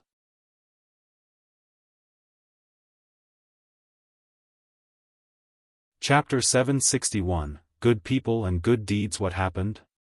Klein instantly tensed up. He had experienced too many accidents in the past, and he knew that he easily found himself involved in beyonder matters. Upon encountering something similar, he couldn't help but subconsciously be on alert. It did resemble some form of post-traumatic stress disorder. After seriously watching Hazel Mock's figure disappear from the staircase, Klein sensed that she was only in a hurry and wasn't panicking. This means that she has the matter under control. Besides, Mocht is a member of Parliament of the House of Commons, a member of high society just below the nobles in the kingdom. There should be beyonders around protecting him. Yes, Earl Hall's eldest son is here too, so his bodyguards must be beyonders as well. Besides, St. Samuel Cathedral is only a 10-minute carriage ride from Backlund Street. If anything were to really happen, the Nighthawks, priests, and bishops would rush over. Unless one has made up their mind to sacrifice themselves, no one would create an accident at this ball. Klein gradually calmed down and had another guess regarding Hazel's situation. She was rushing to the third story to resolve the negative effects of the mystical item. The question Klein had asked Rhodes previously was where he could obtain a mystical item which could steal the beyonder powers of others, and one of the answers he received was Hazel Mocht. Thinking back to their dance, Hazel's image rapidly reconstructed in Klein's mind with her different accessories as his focus. Hair ornaments, earrings, necklace, brooch, fishnet gloves. Which one could it be? Klein retracted his gaze and found himself thirsty. Hence, he picked up a cup of water and downed it. Just as he put down the cup, he saw his etiquette teacher, Wiana Heisen, approach him with a plate. This lady was dressed in a red dress, but she didn't look tawdry. She smiled at Duane Dantes and said, I noticed that you don't enjoy drinking alcohol. I've once missed an important matter as a result of drinking. Klein randomly fleshed up Duet Dantes' character as an experienced person with depth. Of course, he knew how to restrain himself. He didn't use his faceless powers to remove a finger to prove how determined he was when making that former oath. When Wiana heard that, she smiled and thought. Your past is filled with mystery. This is fatally attractive to many young ladies. She didn't continue on the topic as she said, I forgot to tell you that the problem my husband faced has been resolved. Klein picked up a cup of champagne and raised it. He then said with a smile, this is something to be happy about. Congratulations. He didn't mention anything about him helping in secret. Wiana gave him a deep, penetrating look as she raised the cup of red wine in her hand. Cheers. After clinking cups and taking a sip, Klein politely excused himself, put down his cup, and headed for the washroom. This wasn't because he wanted to head above the grey fog, but was solely due to the negative effects of death knell. He had drunk too much water and needed to relieve himself. When he walked out of the washroom, Klein looked up at the staircase that led from the second story to the third story. He found Hazel mocked walking down with unhurried footsteps. She wore an unperturbed expression. Indeed, it wasn't a huge problem. It's likely a result of the negative side effects of the mystical item she possesses. I wonder what it is. Klein heaved a sigh of relief as he casually swept the dance floor. During the interlude between two songs, he walked over to a lady and invited her to a dance. With Duet Dantes' appearance and bearing, his invitation was undoubtedly accepted. With him dancing, eating, chatting, and eating again, the ball slowly came to an end as the guests bade farewell one after another. Having completed his mission of exchanging name cards, Klein did the same. However, he wasn't the first or last person to leave. The hall soon turned silent as Ma'am Rihanna monitored the servants while they cleaned up the area. Meanwhile, she beckoned for her daughter, Hazel mocked.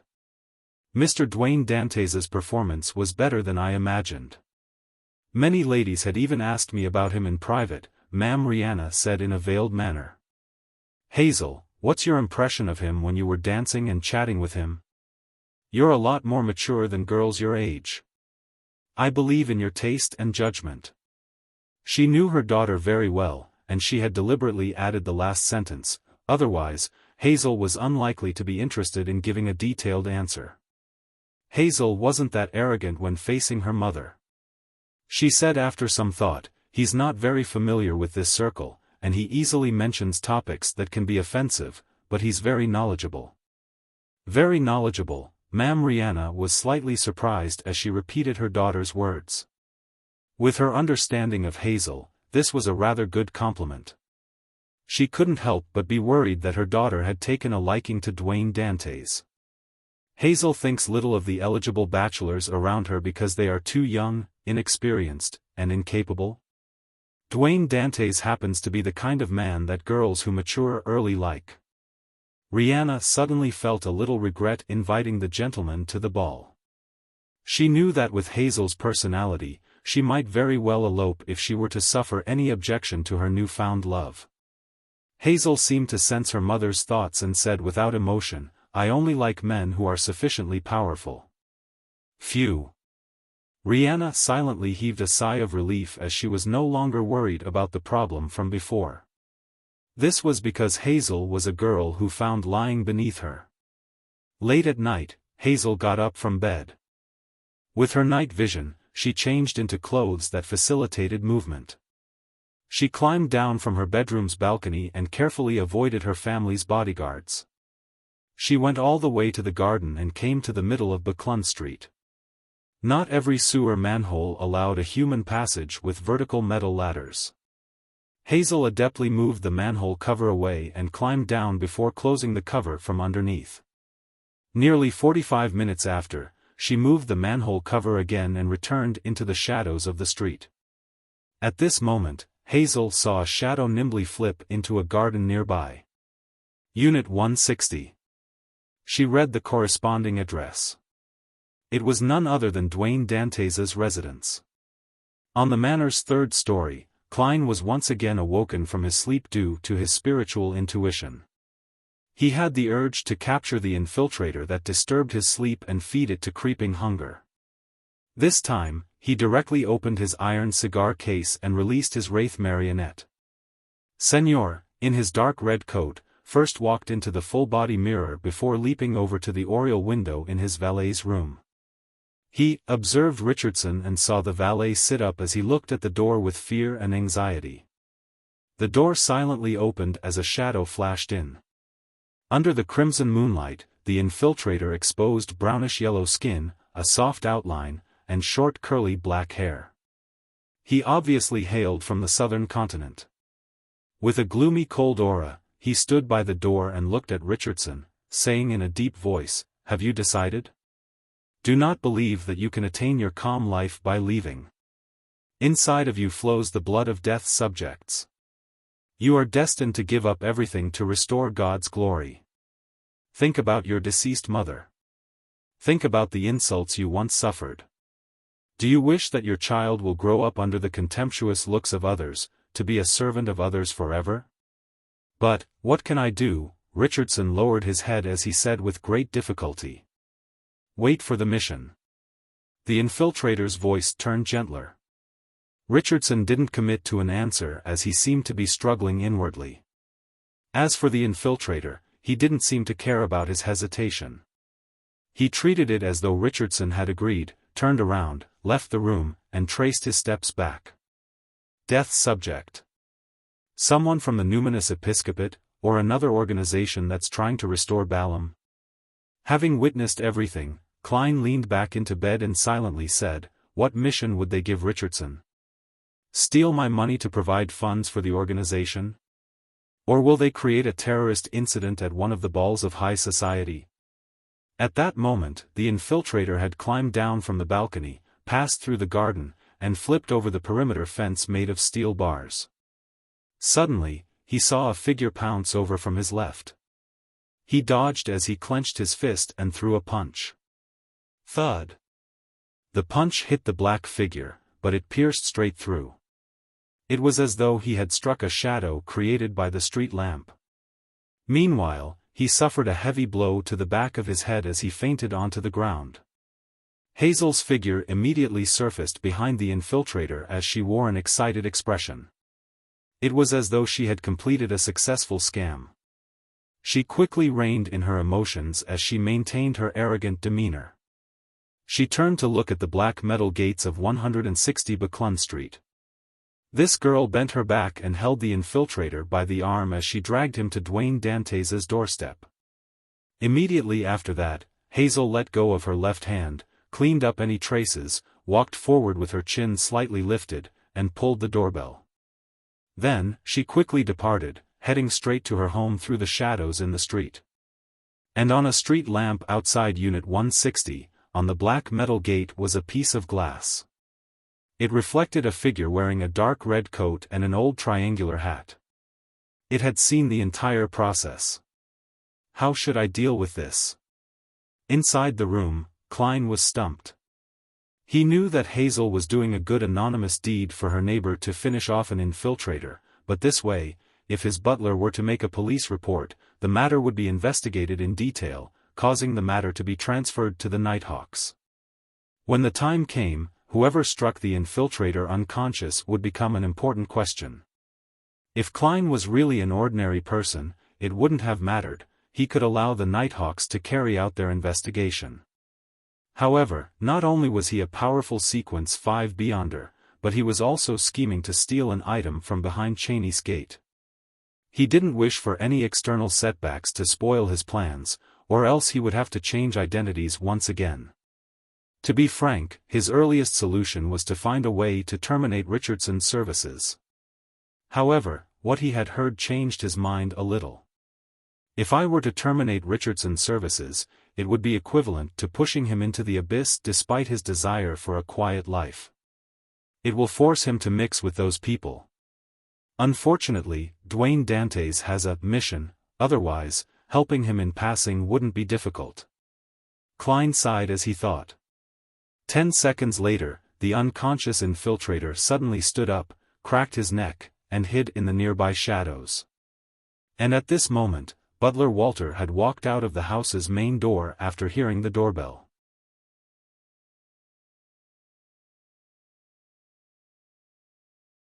Chapter 762, Nation Reestablishment Society. At the gates, Walter used the light from the street lamps and discovered no one was outside through the gaps.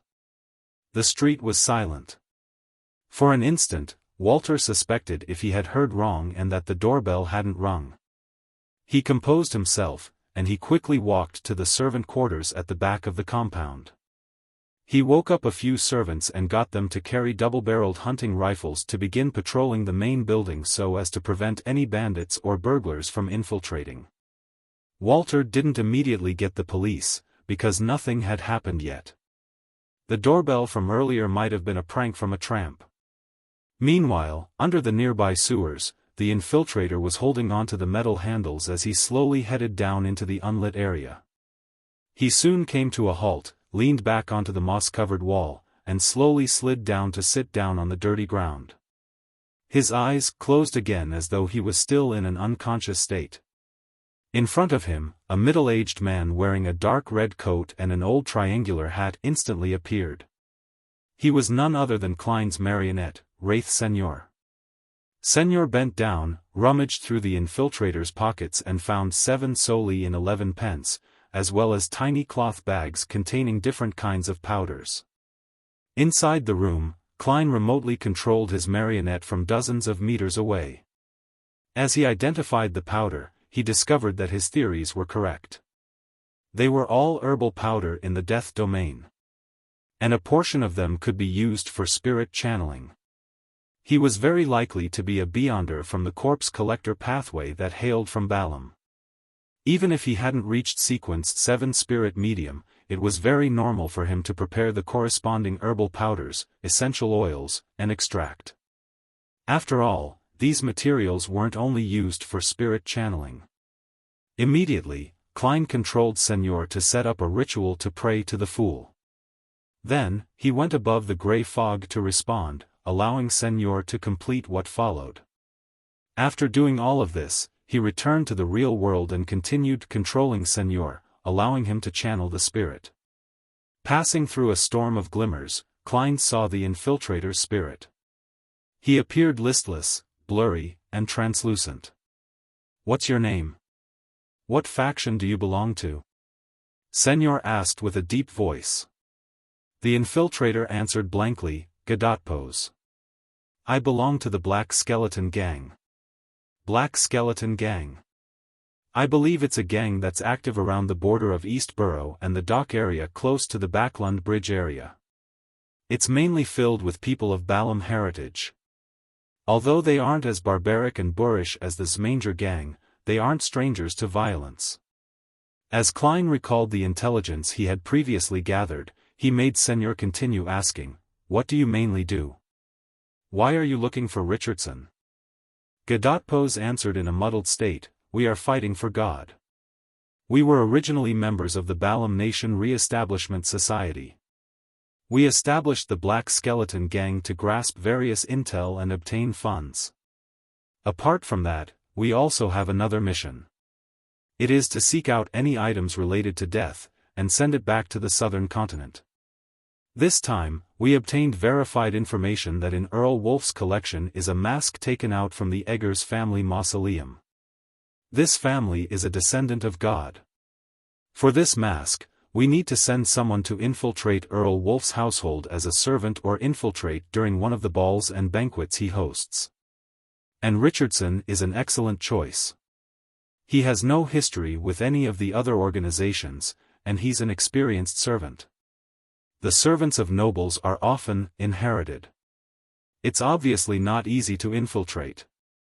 Only short-term employments will be made if there's a sudden need for plenty of manpower. Speaking of which, there really is such a situation. At the ball today, a few ladies had mentioned that some nobles who are financially tight will sell lots of their lands and manors, and also dismiss nearly all their servants, leaving fewer than 10 to serve them, so as to barely maintain a decent lifestyle. When there are large-scale balls or banquets that require manpower, they would spend money to hire a bunch of temporary workers from the Family Servant Assistance Association to keep up a front. Also, Earl Wolf actually has a mask from the descendants of Death's family. I recall Mr. Azek's last name to be Eggers. Unfortunately, I don't wish to be disturbed by any accidents at the moment, otherwise, I might have come up with a way to help Mr. Azek obtain that mask. Klein mumbled silently and made Senor continue asking, "How do you know Richardson?" Gadotpo said blankly, "We got to know each other at a manor in East Balham. Back then, we were both slaves. Among the slaves, there are people who secretly spread the faith of death. Richardson, his mother, and I couldn't help but become believers of death in such a life. We secretly joined an organization that had a lot of influence among the slaves there. Later, Richardson's mother passed away from an illness, and he was brought to Backlund, while I stayed in East Balham before I found an opportunity to escape. A few years later, I was sent to Backlund, and I chanced upon Richardson. He actually forgot about his mother's death and the abuse he had once received. He forgot his faith towards God, and had his will eroded by what he called a peaceful life. To avoid me, he deliberately made mistakes and kept switching employers, but how could he have guessed that his former companion is no longer an ordinary human? Everyone has the right to choose as long as they don't harm others. However, Richardson and I are two different kinds of people." In the room, Klein closed his eyes and made Senor ask in a deep voice, "What's the organization that is very influential among the slaves?" Gadotpos hesitated for a moment and said, "The Eternal Life Society. Those who believe in death will obtain eternal life in the underworld once they leave the real world that's filled with pain and sorrow. Eternal Life Society.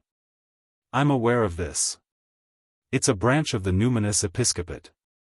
As a former Nighthawk, Klein knew quite a lot about such matters. He continued controlling Senor to interrogate Gadotpos, and he obtained plenty of information regarding the Eternal Life Society, East Balham Nation Reestablishment Society, and the Black Skull Gang, while confirming that Gadotpos and his gang had their hands covered in the blood of the innocent. After finishing the spirit channeling and clearing up any traces, he waited 30 minutes before letting the wraith enter Gadotpos's body, controlling him to climb out of the sewers and returning back into the shadows of the streets. And at this point, the servants in 160 Buckland Street, who were wielding double-barreled hunting rifles, were no longer as vigilant while doing their patrolling rounds. They seemed to believe that any latent danger had passed. Klein pretended as though he didn't notice anything as he continued sleeping in his master bedroom. However, he had already set up a ritual to summon and respond to himself. With Azek's copper whistle, the iron cigar case, and creeping hunger, he silently left his residence in the form of a spirit. He followed behind Gadotpos and constantly maintained a distance of 80 meters. By using his marionette to possess this hostage, he made him circle to another street and board a rental carriage by the side of the road. About an hour later, Gadotpos returned to the headquarters of the Black Skeleton Gang, a tiny house situated near the docks. There were plenty of firearms stashed away here, with several operatives that were sent from the East Balham Nation Reestablishment Society. They formed the upper ranks of the Black Skeleton Gang. Following the method that was agreed upon, Gadotpos knocked on the door, and he said to a member who came towards him, "Richardson has submitted." "Very good." The member inattentively shot Gadotpos a glance, made way for him, and gave him passage. Gadotpos surveyed the area and found the high-yield explosives and a bunch of rifles stacked in the corner of the house. A few of the top brass of the Black Skeleton Gang were gathered together, discussing something. "Gadotpos, want a smoke?" The member from before handed him a cigarette. This was a cigarette fashioned to the preferences of the southern continent. They were made from dried tobacco leaves mixed with tiny amounts of herbs. Gadotpos received the cigarette and casually picked up a box of matchsticks from the table, took out a few sticks, and lit them. Then, he threw the few burning matchsticks to the corner where the easily flammable explosives were. Everyone present looked at Gadotpos with a dumbfounded look, momentarily at a loss as to what had happened. Rumble. On a public bench dozens of meters away, Klein sat there as the flames blazed behind him, a hot gust of air swarming out of the house. A few seconds later, Senor in his dark red coat appeared beside him, with some signs of being burned. The wraith held his hand to his chest and bowed before returning inside the gold coin inside the iron cigar case. Unfortunately, I won't be able to pick up the Beyonder characteristics, otherwise, it wouldn't appear like an accident. It'll definitely be suspicious if the upper echelons of the Black Skeleton Gang don't have any Beyonders. Klein silently sighed as he cleared any traces before ending the summoning and returning above the grey fog. The next morning, he got up and washed up as though nothing had happened. He then waited for his valet to bring in a change of clothes. Richardson entered in silence as he finished his work skillfully. Following that, he took a step back and bowed his head. "Sir, after serving you this week, I wish to resign." He typically received a weekly salary from housekeeper Taneja. "Why?" Klein looked at himself in the mirror as he adjusted his vest. Meanwhile, he leisurely thought, not bad at all. You know how to resign by your own volition and not bring trouble to your employer. Richardson had already thought of an excuse. "I believe I'm lacking in ability to be a valet.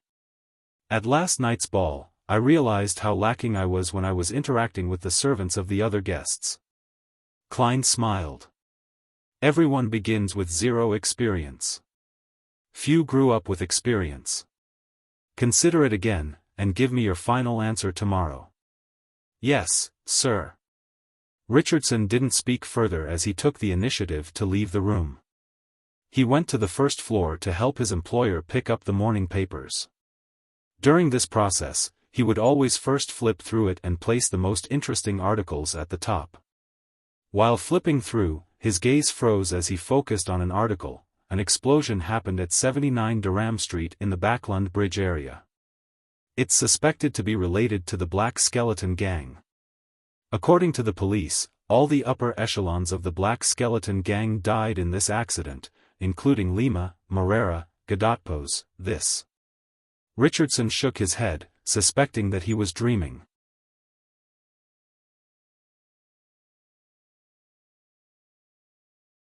Chapter 763, Mr. X 160 Backland Street, inside the dining hall on the second story.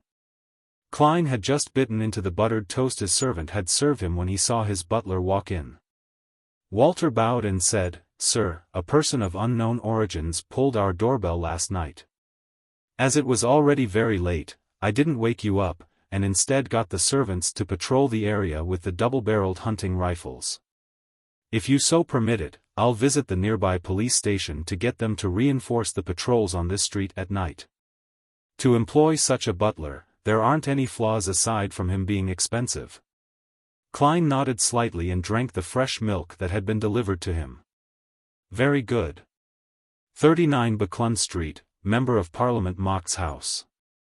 Hazel entered the activity room on the second floor and saw her mother, Rihanna, chatting with the housekeeper. "What happened?" She pushed a lock of black-green hair to the back of her ear. Rihanna chuckled and said, "Someone rang Dante's doorbell late last night." "A prank?" Hazel sat down. "No one knows. Anyways, Dante's butler specially went to the police station this morning." Rihanna recounted what she had learned from her servant. Hazel nodded slightly and said, "It's best to have the police involved. But it's useless. No one knows who pulled the doorbell. Apparently, there wasn't anyone there." Rihanna laughed while shaking her head. Hazel was taken aback as she blurted out, "There wasn't anyone there?" "That's right. Dante's butler only seemed to ask the police to double their efforts on the night patrols on our street." "That's good news." As the wife of a member of Parliament of the House of Commons, and the daughter of a famous lawyer, Rihanna had very good relations with the police. "Not a single person," Hazel repeated softly before falling into silence. After a while, she left the activity room and returned to the third story. Along the way, she couldn't help but clench her fist and swing it as though she was testing something. In between her brows was a clear look of puzzlement. Inside his bedroom, Klein looked at the large pile of gold coins in front of him. All he saw was the shiny color of gold. There was a total of 4,000 pounds of gold coins. After a week of gathering funds, Admiral of Stars Katlia had finally completed the transaction for the Scales of Luck. Apart from the gold coins, she had also paid another 6,500 pounds in cash. To be honest, having a pile of gold coins is way more visually shocking than a pile of cash of the same size. As Klein sighed, he took out the 13 lone gold coins he received from Senor, from his pocket and threw it into the pile. After doing all of this, he took out the adventurer's harmonica and blew into it. Silently, Rionette Tynker appeared in front of him with the 4 blonde, red-eyed heads in her hand. "Ma'am, this is the first installment, a total of 4,013 pounds. Klein retracted his gaze from the pile of gold coins and looked at Miss Messenger. He was actually quite curious as to how Miss Messenger would move such a huge pile of gold coins. He remembered that she always used her teeth when collecting letters. "Very good, you still have 5,987, Rionette Tynker's head said one after another. "There's no need to remind me." Klein forced a smile and said, "I'll try to gather the rest as soon as possible." Rionette Tynker didn't speak further as one of the heads tried hard to open its mouth. Suddenly, the area before her turned dark and deep. All the gold coins were sucked up by vortex-like surging water. In a few short seconds, the large pile of gold coins vanished. Rionette Tynker's 4 heads nodded at the same time before returning to the spirit world. "I still have 8,156 pounds and 5 lone gold coins. I can barely be considered a tycoon. I could actually afford any investment opportunities if they appear, and it won't just be me raising the price and mentioning it in passing. This way, I won't be suspected to be a cheat for the time being. Heh, be a little optimistic. Perhaps the investment opportunity might allow me to earn back the money I spent. It's always fast to make money work for you." Klein silently exhaled as he cast his gaze out the window, forcing himself to enjoy the thinly fogged streets. At night time in the East Borough, the surrounding area was pitch black due to the few street lamps available, along with many of them being damaged. It was as though there were countless monsters and criminals lurking within. Zio Dericha wore a hooded cloak, turned into a small alley, and came outside to what seemed like a dilapidated house. This was the new gathering in East Borough she had previously mentioned to Furs. Zio wasn't in a rush to knock on the door with the agreed-upon signal. She first looked down to check her attire. Unlike how she usually dressed, she wore a pair of long boots. They didn't look odd, but Zio knew very well that the soles were very thick. She had stuffed plenty of things inside, allowing a person to magically appear taller. And this effectively hid Zio's greatest characteristic. Feeling assured by the presence of her triangular blade, Zio pulled her hood up and knocked on the door with the signal. Soon, she was led into an activity room inside as she randomly found a spot to sit down. After the participants had mostly arrived, the host of the gathering finally walked in. He was of medium build, with a height of about 1.75 m. He wore a black classical robe, a pointed mage hat, with a brass mask on his face. He gave off an ancient and mysterious vibe. Rather dark skin, but it's not exactly brown. He resembles someone from Fainapotter or Desi Bay. But I can't be sure. It might be a tan. He has raven black curly hair. This does match my first guess. Zio sized him up as a sheriff. The man in the brass mask looked around the room before laughing deeply. "You can call me Mr. X. Mr. X. Zio couldn't help but twitch the corners of her mouth. After becoming an outer circle member of MI9, she had learned quite a bit of the situations regarding the secret organizations, and that included the Aurora Order. Therefore, she knew very well that the oracles of the Aurora Order used alphabets as their code names, and they enjoyed addressing themselves as Mr. or Ma'am. And from her point of view, to address themselves in front of others in such a manner was obvious exposure of their identity and background. After all, the members who participated in these gatherings were mostly beyonders who were lacking in knowledge. Isn't he afraid that others would report him? It's no wonder the gentleman from MI9 said that the Aurora Order is filled with lunatics, that there's no way to understand their actions with the logic of the average person. Ever since Mr. A vanished, there have been a few gatherings in Backland that had impersonators, or gatherings that were hosted by his associates for their own benefit. The hosts were quickly reported and ended up being arrested. It's not necessarily the case that Mr. X is from the Aurora Order.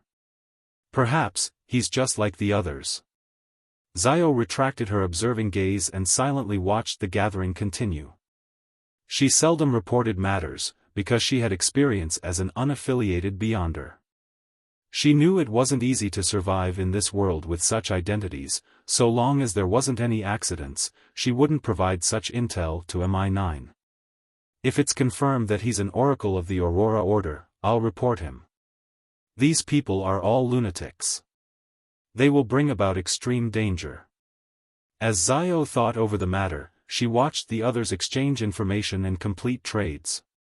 She didn't participate much in it, firstly because there wasn't any information or item of interest, and secondly, she was saving up for her interrogator potion.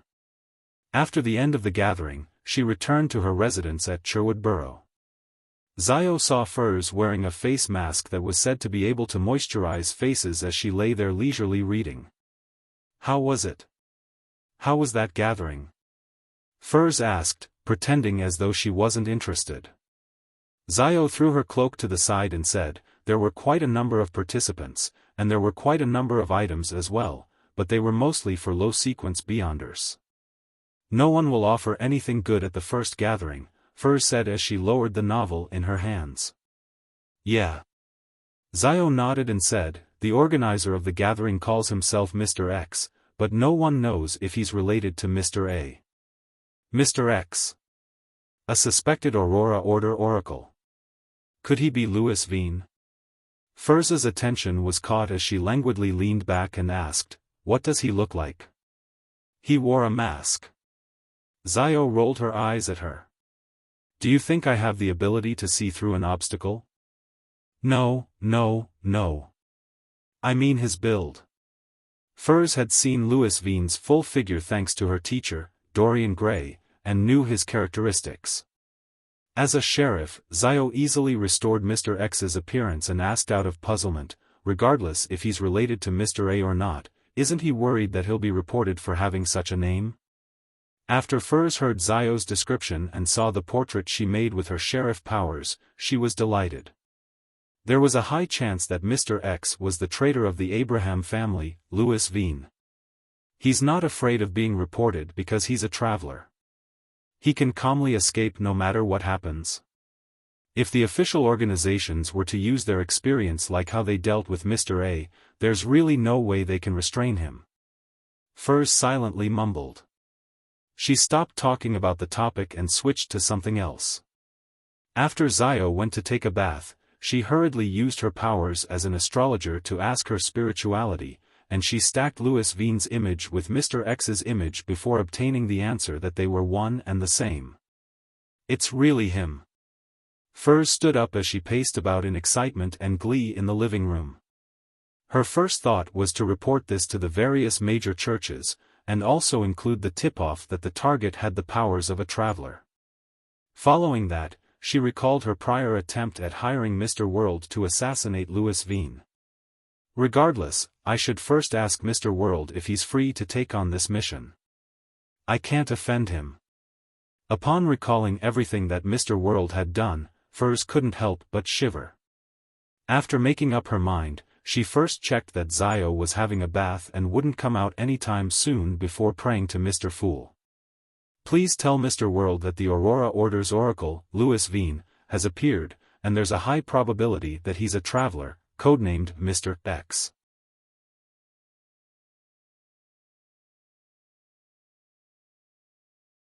Chapter 764. First investigation. Klein was returning from St. Samuel Cathedral to Buckland Street on a four-wheeled carriage when he heard the stacked illusory pleas.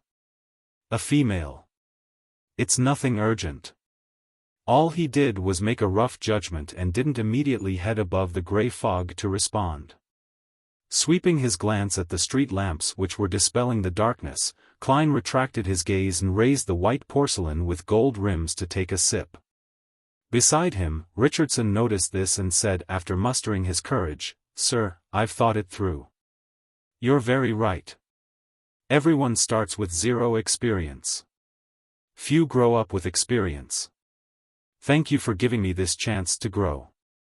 After confirming that Gadotpos and gang were dead, he was finally at ease as he began considering his professional career. Switching employers repeatedly in a short period of time was a stain on a servant's record. Once he resigned from Duane Dantes's employ, Richardson believed that it would be difficult for him to continue being a valet. This would be extremely damaging for him. This was not only because a valet's annual salary was at least £25, and was way better than any non-management jobs. It was comparable to a lady's maid, and being a valet gave one the greatest opportunity of becoming a butler. By following their male or female employers and helping them in all kinds of trivialities, being their mouthpiece and assistant would allow them to build up their skills. It would allow them to grasp all the traits needed for being a butler and, as a result, become their employer's confidant. As long as there was a chance, one could easily be made a land steward, butler assistants or deputy butler, as they were slowly promoted to a butler. Richardson did yearn for a peaceful life, but this didn't mean that he was willing to be a servant his entire life. Without a doubt, he wished to rely on his hard work to earn more and gain a higher standing. And becoming the butler of a wealthy family was his ultimate goal. "It's not too late to realize that now," Klein replied with a smile, consenting to Richardson's retention. After returning to 160 Buckland Street, he instructed housekeeper Taneja to prepare supper for him at 11:30 as he headed to the third story where he took off his coat and entered the bathroom. At that moment, the bathtub had already been heated to an appropriate temperature by a maid 5 minutes ahead of time. Klein wasn't in a rush to take his bath, as he went above the grey fog to determine who had prayed to him. Mr. X. Traveler. Miss Magician is rather efficient. Without realizing it, she has matured quite well. Klein muttered to himself. After some serious consideration, he conjured the world Gehrman Sparrow and made this fake person pray amidst the veil of the grey fog. Give me the time, location, and provide more information. Only then will I take action. Klein's idea was very simple. He found a traveler's powers rather useful, but it was difficult for Duane Dantes to have a period of prolonged absence from Buckland Street, or stay in his room all the time. It would be fine if Miss Magician could provide detailed and reliable intel, allowing him to carry out the assassination once. But if she were to get the world to slowly gather information bit by bit, there was no way he could do it, as it affected his own plans. Soon, Furs gave a reply. "I'll try to gather it as quickly as possible." As the location and timing for Mr. X's next gathering hadn't been confirmed, all she could do was patiently wait. After settling this matter, Klein returned to the real world, took off his clothes, and placed himself into the bathtub. The warm water enveloped him as he closed his eyes in comfort. He felt that the fatigue that plagued his body and mind were being washed away bit by bit. During this period of time, he had been to St. Samuel Cathedral a few times to listen to Bishop Electra's explanation of the revelation of Evernight. He had grasped the looks and characteristics of another two keepers, but he hadn't seen any repeated sightings, preventing him from determining the schedule of the keepers. And doing such acts would similarly bring him trouble. Klein opened his eyes as he looked at the steam above him, sighing inwardly. The first investigation should be coming soon.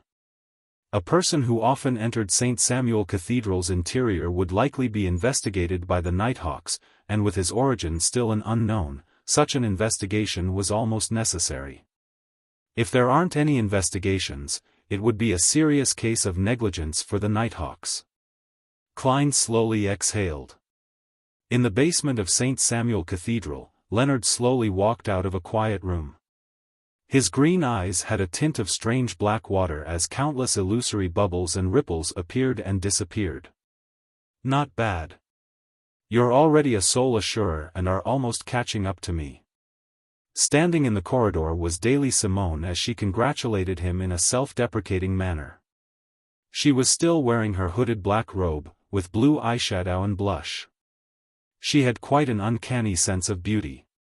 When Leonard looked at this familiar lady, he found her bearing even colder than before.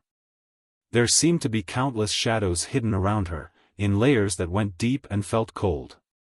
Clearly, I'm still very far from you. With your condition, you should be able to advance to gatekeeper, right? Leonard didn't act too casual in front of Daly, speaking rather formally. This was because if he attempted to make any jokes, the one who would eventually be left blushing in embarrassment would definitely be him instead of the lady. Gatekeeper was sequence 5 of the death pathway. I was ready 2 months ago, Daly said without concealing anything, her expression slightly warped. Leonard roughly understood what she meant as he nodded slightly. You haven't contributed enough? Daly curled her lips immediately. That's right. It's like I'm already in bed with everything in place, only to realize that there aren't any condoms at home. Worst of all, it's late at night, and most of the stores around the neighborhood have closed for the day. What an amazing analogy. Leonard didn't think it was right of him to respond as he said with a smile, you can choose to handle certain cases. Without giving Daly a chance to speak, he pointed at the other end of the corridor. Captain Soest is still waiting for me to report on my advancement. Daly didn't say a word as she watched him leave. By the time his back disappeared around the corner, this lady's expression seemed to turn adrift as she muttered softly, Captain Soest, in the room where Leonard's Red Gloves team was temporarily stationed in. Soest, who had just become a spirit warlock, saw his desultory subordinate walk in as he casually threw a dossier over. Very good. You've already advanced. I'll congratulate you later. First, investigate this target's dream. It was already late at night, but for the Nighthawks who were mainly staffed with sleepless, it was no different from day. They even felt stronger at night. Isn't this something the local Nighthawks do? Leonard received the dossier and asked in passing. They've recently been swamped with cases and are lacking in manpower. They've requested our help, Soest explained without much care. Leonard didn't ask further as he looked down and flipped through the dossier. The first thing that he caught sight of was a photograph, and the middle-aged gentleman on it had given him a deep impression. Duet Dantes. Leonard's pupils instantly constricted. He knew this man, aware that this person was an undying monster who had survived since the 4th epoch. He was at least a saint or even stronger. Furthermore, he knows my secret and old man's identity. Leonard instinctively raised his hand to rub his temples. Captain Soest, I just advanced, and my spirituality is a little out of control. Is that so? Only then did Soest realize that he might have made a mistake. He hurriedly turned to look at another red glove and said, Albert, you do it. Albert was a man in his 30s. His hair was slightly blonde, and his skin was pale. He didn't look too healthy. Leonard heaved a sigh of relief as he handed the dossier over to him. At this moment, his heart suddenly skipped a beat. Would Albert suffer any negative effects if he were to enter the undying monster's dream? At that moment, he felt a little regretful. He believed that he should have done it himself. At the very least, he knew the level of danger and had faced him before. It wouldn't result in him provoking him. Duet Dantes likely won't do anything to Albert. If he has any excessive reaction and causes anything abnormal to happen to Albert, he would immediately expose his problems to us. And with our church's strength and Backlund's situation, there's no way he can leave this city alive. Leonard quickly calmed down, believing that Duet Dantes would use a milder manner to avoid the dream investigation. He pulled over a chair and sat beside Albert. Although he appeared like he was reading the papers without much thought, he was constantly watching him to prevent any accidents from happening. 160 Backlund Street, inside the master bedroom. Klein suddenly woke up in his dream, aware that someone had come. The investigation of the Nighthawks? As he mumbled, he surveyed the area and found himself in the half-open room. Following that, he heard knocks on the door. "Come on in." Klein tried hard to make his voice sound like a dreamy murmur. The doorknob twisted as the door opened. A thinly built blond man dressed in a black trench coat walked in. He was none other than the Red Glove, Albert. "I'm a superintendent from the Backlund Police Department." Albert casually showed proof of his identity and sat opposite Klein. "How may I help you, officer?" Klein got into character. He knew that due to the influence of a nightmare, he needed to appear normal. Albert conjured a stack of papers and began reading them softly. Duet Dantes. Mail. Hails from Desi County. He repeated all the intelligence that had been gathered and asked, "Is this set of information legitimate?" "Partially, but some of them are fake," Klein replied honestly. "The only partial truths are probably male and single." Meanwhile, he was making self-deprecating comments.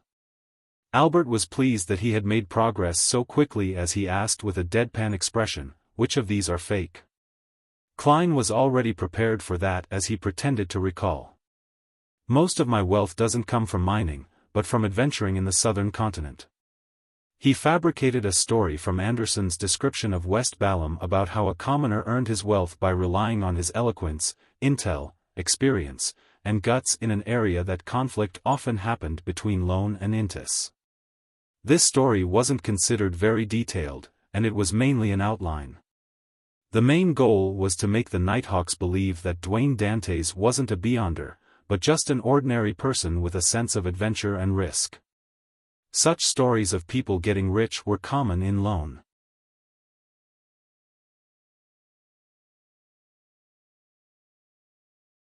Chapter 765, Monday. Again after Klein was done, Albert asked a few targeted questions according to his recount, to ensure that the details matched up.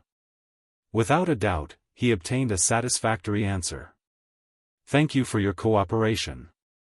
Have a great dream." Albert smiled as he got up and bowed.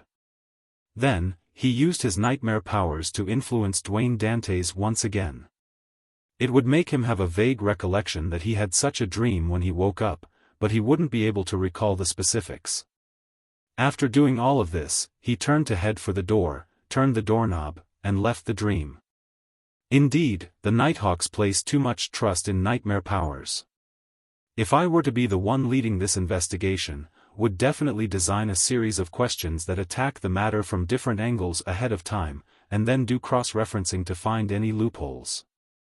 The best method is to enlist Miss Justice's help in creating a set of professional psychological questionnaires and get the target to finish it in the dream. If he were faking something, the psychological state and the image he wishes to project would definitely show contradictions from different evaluations. This is unless he's also a psychological expert and can spot the true goals of each set of questions. Klein leaned back into the sofa and cast his gaze out the window. In the darkness, the street lamp's glow appeared dim and pale, illuminating the surroundings in a gloomy silence.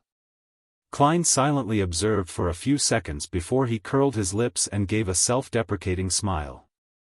And in the basement of St. Samuel Cathedral, Leonard first heaved a sigh of relief after he saw Albert wake up normally and heard his report. He felt even more fearful of the undying monster from the fourth epoch. City of Silver. Lightning streaked across the sky, illuminating every street. Derek Berg walked out of his house with the axe of Hurricane in his possession as he headed for the Twin Towers that was north of the city. Along the way, he met several residents of the City of Silver. They were either busy, sending their children for general education lessons, or patrolling every corner in groups. It was to prevent anyone from turning into an evil spirit after dying from an accident at home and being without a relative to end their lives. The existence of these people made the City of Silver appear lively, and from time to time, Derek could hear the laughter and cheers from little children. He couldn't help but recall the days in Afternoon Town. The number of humans he met every day had numbered about 20, and most of the time, they needed to stay in a garrisoned building. Outside were monsters that lurked in houses under the cloak of darkness. They were eradicated again and again, but they would appear time and time again from unknown places.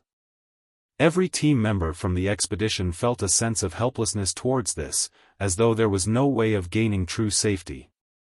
They could never feel at ease with the need to go all out at any time. There was no chance for them to relax at all. No ordinary creature would wish to maintain such states of high stress and vigilance for prolonged periods of time. Therefore, in regards to that, the City of Silver had already developed a rotation system. It didn't take much time for the first expedition team to go from Afternoon Town back to the City of Silver, but there was the unavoidable quarantine and relaxation period.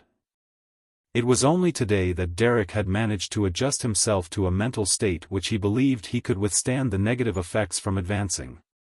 He had previously reported to Chief Colin Iliad that he had obtained the potion formula to notary, and he was allowed to use this discovery to exchange for the corresponding Beyonder ingredients, feathers of a spirit-packed bird. As for the items he owed the moon, he had obtained them from patrolling Afternoon Town surroundings and had passed them to him with Mr. Fool's help. After advancing, I'll be qualified to select a mystical item for non-high sequence Beyonders. Derek felt a little expectant as he sped up his pace, and arrived at the Twin Towers. Although the material warehouse and the mystical items were all in the spire where they were watched by the 6-member council, Derek's goal was the steeple, because that was where he could exchange his contribution points for items. Just as he was about to enter the steeple, he felt his spiritual perception trigger. He subconsciously looked up at the spire, and he saw a woman in a black, purple-patterned robe standing behind a window, looking down at him. She had silver-grayish hair, light gray eyes, and a beautiful face. She was none other than one elders of the 6-member council, Shepherd Lovia. When their eyes met, Lovia's gaze seemed to penetrate his soul, but her expression remained the same. She even nodded slightly as though she was greeting him. She's not greeting me, but the person behind me. Suddenly, Derek came to a realization. This was from the experience he slowly accumulated under the guidance of the Tarot Club. He nodded in response as he retracted his gaze without any signs of abnormality. He then unhurriedly entered the steeple.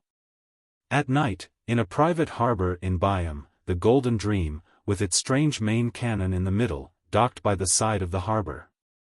Danitz carried the local specialties that the Resistance had given him as he waved at them with a beaming smile while he headed up the gangway to the deck. He had been leading an extremely comfortable life in recent times. As an envoy who sent arms, food, and small amounts of Beyonder ingredients, he received quite good treatment. He either ate sumptuously or enjoyed himself by hunting and bragging. He was even invited to watch the ritual in which the sea god blessed his believers. After witnessing all of this, he suddenly came to a realization. Byam, or perhaps all the colonies, would eventually embroil themselves in an intense conflict. It was something that wouldn't ease with decades or even a century. Therefore, Danitz decided to sell most of his properties in Byam, leaving behind only one piece of property. He then found a chance to buy properties in the Intis capital, Trier, and the Loan capital, Backlund, as well as extremely idyllic and peaceful villages. I can also take the opportunity to return to Elama town and visit the old man and mom. Yes, I can buy one less house and get them a vineyard. Danitz waved passionately at the Resistance once again. He then puffed up his chest and said smugly to Flowery Bow-Tie Jodson, "Where's Captain? I need to report to her on the recent developments." Jodson sked in contempt. "She's obviously in the captain's cabin." Meanwhile, he lampooned inwardly, this fellow is becoming more and more arrogant after establishing ties with Gehrman Sparrow. However, that crazy adventurer is really terrifying. He actually managed to hunt Admiral of Blood. Ha! Danet scoffed as he walked with a provocative gait and entered the cabin where he met Vice Admiral Iceberg Edwina Edwards. He instantly stopped his provocative look as he smiled. "Captain, I've completed the mission." "Details?" Edwina put down the book in her hand as she asked. Danetz was already prepared as he gave a detailed description of what had happened recently while exaggerating his importance. When he was done, he said, "Captain, I met Gehrman Sparrow, and he got me to ask you if there have been any abnormalities with elvish songster Ciatas's corpse and that golden wine cup." Edwina didn't answer him directly as she walked to a corner in the captain's cabin. Sitting there was a black wooden chest. The Golden Dream was setting sail for Sonia Island, so Ciatas's and Mobit's remains remained on the ship. They were stored by Edwina in a specially prepared chest. Bending one knee in genuflection, Edwina opened the wooden chest, allowing the interlocked remains to see the light of day. The mostly squashed golden wine cup was held silently in a bony palm without any abnormal signs. "There's nothing abnormal," Edwina gave the conclusion. Danetz shot a glance and memorized the answer, preparing to report this to the mighty fool once there wasn't anyone around, so that he could forward the message to the lunatic, Gehrman Sparrow. "Nothing abnormal?" Above the gray fog, Klein frowned slightly, feeling a mixture of puzzlement and ease. According to his theory, there was a high chance that there was a problem with the golden cup. To have nothing abnormal happen to it had exceeded his expectations. However, he also liked the answer. This was because he didn't wish for Ciatas's and Mobit's eternal slumber to be disturbed. Perhaps it needs other additional catalysts? Let's hope that never happens. Klein muttered to himself before casting his gaze onto the junk pile where Grozel's travels was. As he temporarily didn't have any intention of entering the sea of collective subconscious, along with his recent focus being on the Antigonus family's notebook, he had delayed his plans of searching the book world a second time. Phew. Klein exhaled, retracted his gaze and prepared for this week's tarot gathering. 3 in the afternoon, Backlund time. Dark red beams of light shot up along the two sides of the long model table, materializing into different blurry figures. As usual, Audrey was in a good mood, or perhaps in a better mood than usual. This was because her brother, Hibbert Hall, had sent a telegram, informing her that the purchase of the Backlund Bike Company's 10% shares was completed for a total of £12,000. Furthermore, she didn't need to rush back to Backlund to sign any documents. Before Hibbert set off, she had signed a letter of authorization while under the witness of 2 lawyers. All she needed to do now was wait for everything to be over before signing a letter of confirmation for her brother. Audrey curled up the corners of her lips as she stood up and said to the figure sitting at the end of the bronze table who was concealed by grey fog. "Good afternoon, Mr. Fool, may Mr. Fool bless me. I hope there will be clues to the fruit of an illusory chime tree today." Immediately after that, she began praying in silence. After exchanging greetings and taking their seats, Katlia didn't let down Klein's expectations. Once again, she lowered her head without daring to look straight at him. "Mr. Fool, there are 3 pages of Emperor Rozel's diary this time. Has that Queen Mystic still not found the clues to why Emperor Rozel was assassinated? She's still providing diary pages through Ma'am Hermit. What a pity, I've recently been in the fief, and I haven't had much contact with the psychology alchemists. I can't even obtain new diary pages.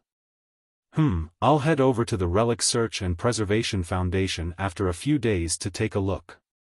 Perhaps they might have found something." Audrey listened in curiosity. The fool Klein chuckled. "Very good. You can consider your request. In fact, I know that Queen Mystic has already given you the question. I wonder what she's doing in Backlund." Klein's mind started to wander.